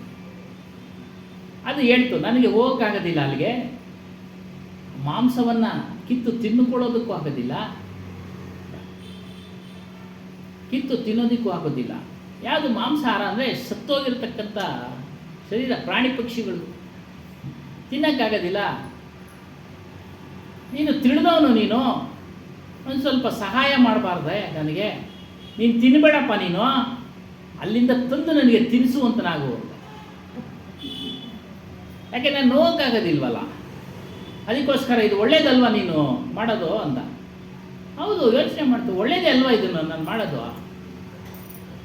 ನಾನು ಸತ್ಸಂಗಿ ಆದಮೇಲೆ ಒಳ್ಳೇದು ಮಾಡಬೇಕಲ್ವಾ ಅಂತ ಯೋಚನೆ ಮಾಡಿ, ಅದು ಅಲ್ಲಿಂದ ಆ ಮಾಂಸಾಹಾರ ಬಿದ್ದಿರೋ ಸ್ಥಳದಿಂದ ಅಲ್ಲಿಂದ ತಂದು ಇದಕ್ಕೆ ತಿನ್ನಿಸ್ತಾ ಇತ್ತು. 1-2-3 ಸಲ ತಿನ್ನಿಸ್ತು. ಹಳೆ ರುಚಿ, ಹಳೆ ವಾಸನೆ ಮತ್ತೆ ತೆಗೆದುಬಿಡ್ತಿದ್ದಕ್ಕೆ. ಅದ್ರ ಜೊತೆಗೆ ಇದು ಸಹ ತಿನ್ಬಿಟ್ಟು ಯಾವಾಗ ಮತ್ತೆ ಹಳೇದಕ್ಕೆ ಹೋಯ್ತೋ, ಮತ್ತೆ ಹಳೆ ರೂಪ ಆಗೋಯ್ತು, ಹಳೆ ಕಾಗೆ ಆಗೋಯ್ತು. ಹಂಸದಂತೆ ಇದ್ದಿದ್ದ ಕಾಗೆ ಗುಣ ಬದಲಾವಣೆ ಆಗೋಯ್ತು, ಸ್ವಭಾವ ಬದಲಾವಣೆ ಆಗೋಯ್ತು, ಮೊದಲಂತೆ ಆಗ್ಬಿಡ್ತು. ಅದೇ ರೀತಿ ಅಜ್ಞಾನ ಅನ್ನೋದು, ನಾವು ಜ್ಞಾನಕ್ಕೆ ಬಂದ ಮೇಲೆ ಭಾಳ ಎಚ್ಚರಿಕೆಯಿಂದ, ಸಾವಧಾನ ಅಂದರೆ ಅದೇ ಹೇಳೋದು, ಎಚ್ಚರಿಕೆಯಿಂದ ಇರಬೇಕು. ಎಚ್ಚರಿಕೆ. ನೀನೇನೇ ಔಷಧೋಪಚಾರ ಮಾಡ್ಕೋ, ಒಂದು ಮಗುಗೆ ಒಂದು ಏನೋ ಹೆಚ್ಚು ಕಡಿಮೆ ಆಯಿತು, ಒಂದು ಮಂತ್ರ ಹಾಕ್ಸ್ಕೊಂಬ ಅಂತಾರೆ, ಹೋಗು ಬಾ, ಅದಕ್ಕೇನಂತೆ. ಅದರೊಳಗೆ ಬೀಳ್ಬೇಡ, ಅದೇ ಸತ್ಯ ಅಲ್ಲ. ವಿಚಾರದಲ್ಲಿ ಹನುಮಾನ್ ದಾಸರು ಸಹ ಎಚ್ಚರಿಕೆ ಕೊಡ್ತಾ ಇದ್ರು, ಹುಷಾರಾಗಿರಿ, ಎಚ್ಚರದಿಂದ ಇರಿ, ಯಾರನ್ನು ಸೇರಿಸ್ಬಿಡಿ ಮನೆಗಳಲ್ಲಿ ಅಪರಿಚಿತರನ್ನ. ಈ ದೊಂಬರಾಟ ಅಂತ ಮಾಡೋರು ಬರೋರು, ಅವರೆಲ್ಲ ಸ್ವಲ್ಪ ವಶೀಕರಣ ವಿದ್ಯೆ ಕಲ್ತಿರೋರು, ಅವರೆಲ್ಲ ಅವನ್ನೆಲ್ಲ ಸೇರಿಸ್ಬೇಡಿ ಅಂತ ಹೇಳೋರು, ಅವ್ರಿಗೇನು ಕೊಡಬೇಡಿ, ಹುಷಾರಾಗಿರಿ ಅಂತ ಹೇಳೋರು. ಈಗೆಲ್ಲ ಇಲ್ಲ ಬಿಡಿ, ಅದು ಈ ಎಚ್ಚರಿಕೆ ಕೊಡೋರು. ಯಾಕಂದರೆ ಆ ವಿದ್ಯೆಗಳೆಲ್ಲ ಕಲ್ತಿದ್ದಾರೆ, ಅದನ್ನು ಪ್ರಯೋಗ ಮಾಡ್ತಾರೆ. ಪ್ರಯೋಗ ಮಾಡಿದಾಗೆ ನಮಗೆ ಅವೆಲ್ಲ ಹೆಚ್ಚು ಕಡಿಮೆ ಮಾಡ್ತವೆ. ಯಾಕಂದರೆ ಈ ಶರೀರ ಬಂದಿರೋದು ಹಿಂದಿನಿಂದ ಅದೇ ಅಧ್ಯಾಸದಲ್ಲಿ ಬಂದಿದೆ, ಆ ಒಂದು ತಿಳುವಳಿಕೆಯಲ್ಲೇ ಬಂದಿದೆ. ಹಾಗಾಗಿ ಎಚ್ಚರಿಕೆಯಿಂದ ಇದೆ. ಇದಕ್ಕೆ ಹೇಳಿದ ಅಜ್ಞಾನ ಭಾಳ ಕಠಿಣನಪ್ಪ, ಸಿಕ್ಕಾಕೊಂಡ್ಬಿಡ್ತೀಯ, ಕಠಿಣ. ಈ ಕಠಿಣ ಅನ್ನೋದು ಯಾರು ತಿಳಿತಾರೆ ಅಂದರೆ ಸಾಧಕರಿಗೆ ಗೊತ್ತಾಗ್ತಿದೆ. ಸಾಧಕರು ಯಾರು ಅಂದರೆ ಕೇಳ್ತಾ ಇರೋರೇ ಸಾಧಕರು. ಪ್ರಪ್ರಥಮ ಸಾಧಕರು ಯಾರು ಅಂದರೆ ಆತ್ಮವಿಚಾರವನ್ನು ಕೇಳ್ತಾ ಇರೋರೇ ಪ್ರಥಮ ಸಾಧಕರು, ಪ್ರಥಮ ಹಂತ, ಮೊದಲನೇ ಮೆಟ್ಲು. ಸಾಧನೆ ಮಾಡ್ಕೊಂಡಿರ್ತಾರೆ ಆಮೇಲೆ ಅದನ್ನ ಅಳವಡಿಸ್ಕೊಳ್ತಾರಲ್ಲ ಅವರು 2ನೇ ಮೆಟ್ಲು, ಅಳವಡಿಸ್ಕೊಂಡು ನಡೀತಾರಲ್ಲ 3ನೇ ಮೆಟ್ಲು. ಹೀಗೆ ಒಂದೊಂದೇ ಮೆಟ್ಲು. ಅದನ್ನ ಹೇಳ್ತಾರೆ, ನೀನು ಅಜ್ಞಾನದಲ್ಲಿ ಸಿಕ್ಕಾಕೊಂಡ್ರೆ ಮತ್ತೆ ಸುತ್ತಬೇಕು. ಸಾವಧಾನ, ಎಚ್ಚರಿಕೆಯಿಂದ ಇರು. ನಮ್ಮ ಮನಸ್ಸು ಕ್ಷಣ ಕ್ಷಣದಲ್ಲಿ ಅಜ್ಞಾನದಲ್ಲಿ ಬೀಳೋಕೆ ಹೋಗ್ಬಿಡುತ್ತೆ, ಭವಸಾಗರದಲ್ಲಿ ಬೀಳೋದಕ್ಕೆ ಹೋಗ್ಬಿಡುತ್ತೆ. ರೆಡಿಯಾಗಿರುತ್ತೆ ಮನಸ್ಸು, ಯಾವಾಗ ಇವನ್ನ ಯಾಮಾರ್ಸನ ಅಂತೇಳಿ. ಇವನ್ನ ಯಾಮಾರ್ಸನ ಅಂತ ಯಾವಾಗ ರೆಡಿಯಾಗಿರ್ತಿದೆ, ಅದಕ್ಕೆ ಸತತವಾಗಿ ಸಾವಧಾನ ರಹನಾ ಚಾಹಿಯೆ. ನೋಡಿ, ಆಜೀವ ಪರ್ಯಂತ ಜೀವ ಇರೋವರೆಗೂ ಸಾವಧಾನ, ಎಚ್ಚರಿಕೆಯಿಂದ ಇರಬೇಕು. ಜೀವ ಪರ್ಯಂತ ಎಚ್ಚರಿಕೆ ಇರಬೇಕು. ಕೊನೆ ಉಸಿರಿಗೂ ಎಚ್ಚರಿಕೆಯಿಂದ ಇರಬೇಕು ಅಂತ ಹೇಳ್ತಾರೆ. ಇದು ಅಜ್ಞಾನ, ಕಾಲನಿಗೆ ಅರ್ಥ. ಎರಡನೇದು ಮೌತು, ಮೃತ್ಯು. ಇದು ಸಹ ಇದು ದೊಡ್ಡದು ವಿಸ್ತಾರ, ಯಾರನ್ನು ಬಿಟ್ಟಿಲ್ಲ ಮೃತ್ಯು. ಇತಿಹಾಸವನ್ನು ಓದಿ ನೋಡಿದ್ರೆ ಯಾರೂ ಇಲ್ಲ ಇವತ್ತು ದಿನ ಜೀವಂತವಾಗಿ, ಯಾರೂ ಇಲ್ಲ. ಪುರಾಣಗಳಿಂದ ನೋಡಿಕೊಂಡ್ರು ಯಾರೂ ಇಲ್ಲ. ಸತ್ಯ ಹರಿಶ್ಚಂದ್ರ ಇಲ್ಲ, ಶ್ರೀರಾಮಚಂದ್ರ ಇಲ್ಲ, ಕೃಷ್ಣ ಇಲ್ಲ, ದಶರಥ ಇಲ್ಲ, ರಾವಣ ಇಲ್ಲ. ವಿಚಾರ ಮಾಡಿ. ಅದಕ್ಕೆ ದೊಡ್ಡ ವಿಸ್ತಾರದಿಂದ ಕೂಡಿದೆ. ಯಾರಾದರೂ ಇದ್ದಾರಾ? ಯಾರೂ ಇಲ್ಲ. ನಮ್ಮ ತಂದೆ ತಾಯಿಗಳು ಇಲ್ಲ, ಅವ್ರ ತಂದೆ ತಾಯಿಗಳು ಇಲ್ಲ. ಹೀಗೆ ಯುಗ ಯುಗಗಳಿಂದಲೂ ಈ ಪ್ರಪಂಚದ ಮೇಲೆ ಹುಟ್ಟಿದಂಥ ವ್ಯಕ್ತಿ ಯಾರೂ ಸಹ ಜೀವಂತವಾಗಿಲ್ಲ. ಅವನೆಷ್ಟೇ ಬುದ್ಧಿವಂತನಾಗಿದ್ರು, ಅವನೆಷ್ಟೇ ಶೌರ್ಯವಂತನಾಗಿದ್ರು, ಯಾರೂ ಇಲ್ಲ. ಎಲ್ಲರೂ ಮೃತ್ಯುವಿನ ವಶವಾಗಿದ್ದಾರೆ. ಎಲ್ಲರೂ ಮೃತ್ಯುವಿನ ವಶರಾಗಿದ್ದಾರೆ. ಮತ್ತು ಎಲ್ಲರನ್ನು ನುಂಗಲು ಕಾಯ್ತಾ ಇದೆ ಮೃತ್ಯು. ಎಲ್ಲರನ್ನು ಯಾವ ಸಮಯದಲ್ಲಿ ನುಂಗ್ಬಿಡುತ್ತೋ ಏನೋ ಗೊತ್ತಿಲ್ಲ, ಯಾವ ಸಮಯದಲ್ಲಿ ನುಂಗ್ಬಿಡುತ್ತೋ ಗೊತ್ತಿಲ್ಲ. ಹಾಗಾಗಿ ಕಲ್ಯಾಣದ ಕೆಲಸವನ್ನು ಮಾಡ್ಕೊಳ್ಳೋಕ್ಕೆ ನೀನು ಶೀಘ್ರ, ಅತಿ ಶೀಘ್ರ ಪ್ರಯತ್ನ ಮಾಡು. ಅದಕ್ಕೆ ಹೇಳ್ತಾರೆ, ಕಲ್ ಕರೋಸೋ ಆಜ್ ಕರೋಸೋ ಅಬ್ ಕರ್, ಫಲಮೇ ಪ್ರಲಯ ಹೋ ಜಾಯೇಗ. ನಾಳೆ ಮಾಡಬೇಕು ಅನ್ನೋದು ಕೆಲಸ ಏನೋ, ಉದಾಹರಣೆಗೆ ನಾಳೆ ಕೊಡೋದು ಬಿಡು, ದಾನ ಮಾಡಬೇಡಿ, ಈಗಲೇ ಮಾಡಿ. ಈ ದಿನನೇ ಮಾಡೋಕ್ಕೆ ನಿರ್ಧಾರ ಮಾಡಿ. ಈ ದಿನ ಮಾಡೋದನ್ನ ಈಗಲೇ ಮಾಡೋಕ್ಕೆ ನೀವು ಪ್ರಯತ್ನ ಮಾಡಿ. ಇದು ಅಷ್ಟೇ, ಕಲ್ಯಾಣದ ಕೆಲಸವನ್ನು ಅಷ್ಟೇ. ಈಗಲೇ ಮಾಡ್ಕೊಳ್ಳೋಕ್ಕೆ ನಾಳೆ ಹೋಗನ್ಬಿಡು, ಸತ್ಸಂಗಕ್ಕೆ ನಾಳೆ ಹೋಗನ್ಬಿಡು, ನಾಳೆ ಅನ್ನೋದು ಬೇಡ. ಈ ದಿನ ಮಧ್ಯಾಹ್ನಕ್ಕೆ ಮುಂದೂಡಬೇಡಿ, ಈಗಲೇ. ಅಂದರೆ ಸಮಯ ನಿಗದಿ ಮಾಡಿದೆ, ಈ ಸಮಯಕ್ಕೆ ಬಂದರೆ ಸಾಕು. ಅದನ್ನು ಮಾಡೋದಕ್ಕೆ ನೀವು ಪ್ರಯತ್ನ ಮಾಡಿ. शीघ्र कर लेना चाहिए काम, कल्याण का काम अति शीघ्र कर लेना चाहिए. ಎಲ್ಲಿವರೆಗೂ ಮೃತ್ಯು ಅವಸ್ಥೆ ದೂರ ಇದೆಯೋ ಅಲ್ಲಿವರೆಗೂ ನಮಗೆ ಮರಣ ಆಗುತ್ತೆ ಅನ್ನೋದು ತಿಳ್ಕೊಂಬೇಡಿ, ಆಗೋದಿಲ್ಲ ಅಂತ ತಿಳ್ಕೊಂಬೇಡಿ. ಯಾವ ಸಮಯದಲ್ಲಿ ಏನೋ ಹೇಳಲಿಕ್ಕಾಗೋದಿಲ್ಲ. ಅಪನೇ ಕಲ್ಯಾಣ ಕ ಕಾಮ ಕರೋ, ನಿನ್ನ ಕಲ್ಯಾಣದ ಕೆಲಸವನ್ನು ಮಾಡ್ಕೋ. ಅದೇ ಹೇಳಿದ್ದು ಶ್ರೀಕೃಷ್ಣ, ನಿನ್ನ ಉದ್ಧಾರದ ನೀನು ಕೆಲಸ ನೀನು ಮಾಡ್ಕೋ. ಶೀಘ್ರಾತಿ ಶೀಘ್ರ ಸಾರಿ ವಾಸನಾಂಕೋ ಚೋಡ್ಕ, ಎಷ್ಟು ಸಾಧ್ಯ ಆಗುತ್ತೋ ಅಷ್ಟೂ ಬೇಗ ವಾಸನೆಗಳನ್ನು ಬಿಡುವಂತನಾಗೋ, ಸ್ವರೂಪ ಸ್ಥಿತಿಯಲ್ಲಿ ಇರುವಂತನಾಗೋ.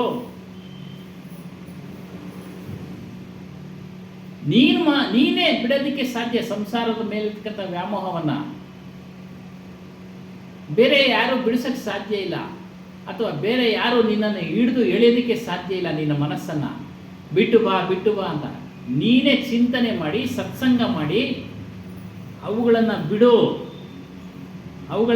ಬಿಡುವಂತನಾಗೋ. ವಾಸನೆಗಳನ್ನು ಬಿಡು, ಅಹಮ್ಮನ್ನು ಬಿಡು, ಮಮತೆಯನ್ನು ಬಿಡು. ಇದೇ ಬಂಧನನಪ್ಪ. ಇದನ್ನು ನೀನೇ ಬಿಡಬೇಕು. ನೀನು ಬಿಟ್ಟರೆ ನೀನು ಮುಕ್ತನಾಗ್ತೀಯ ಅಂತೇಳಿ ಈ ಅಧ್ಯಾಯದಲ್ಲಿ ತಿಳಿಸಿದ್ದಾರೆ. ಹಾಗಾಗಿ ನಾವೆಲ್ಲರೂ ಸಹ ಈ ಒಂದು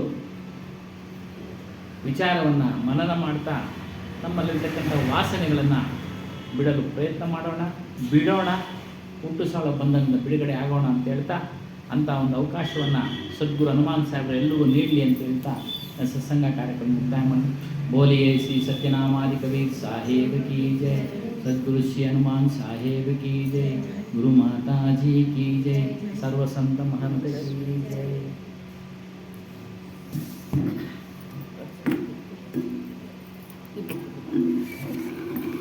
जय जय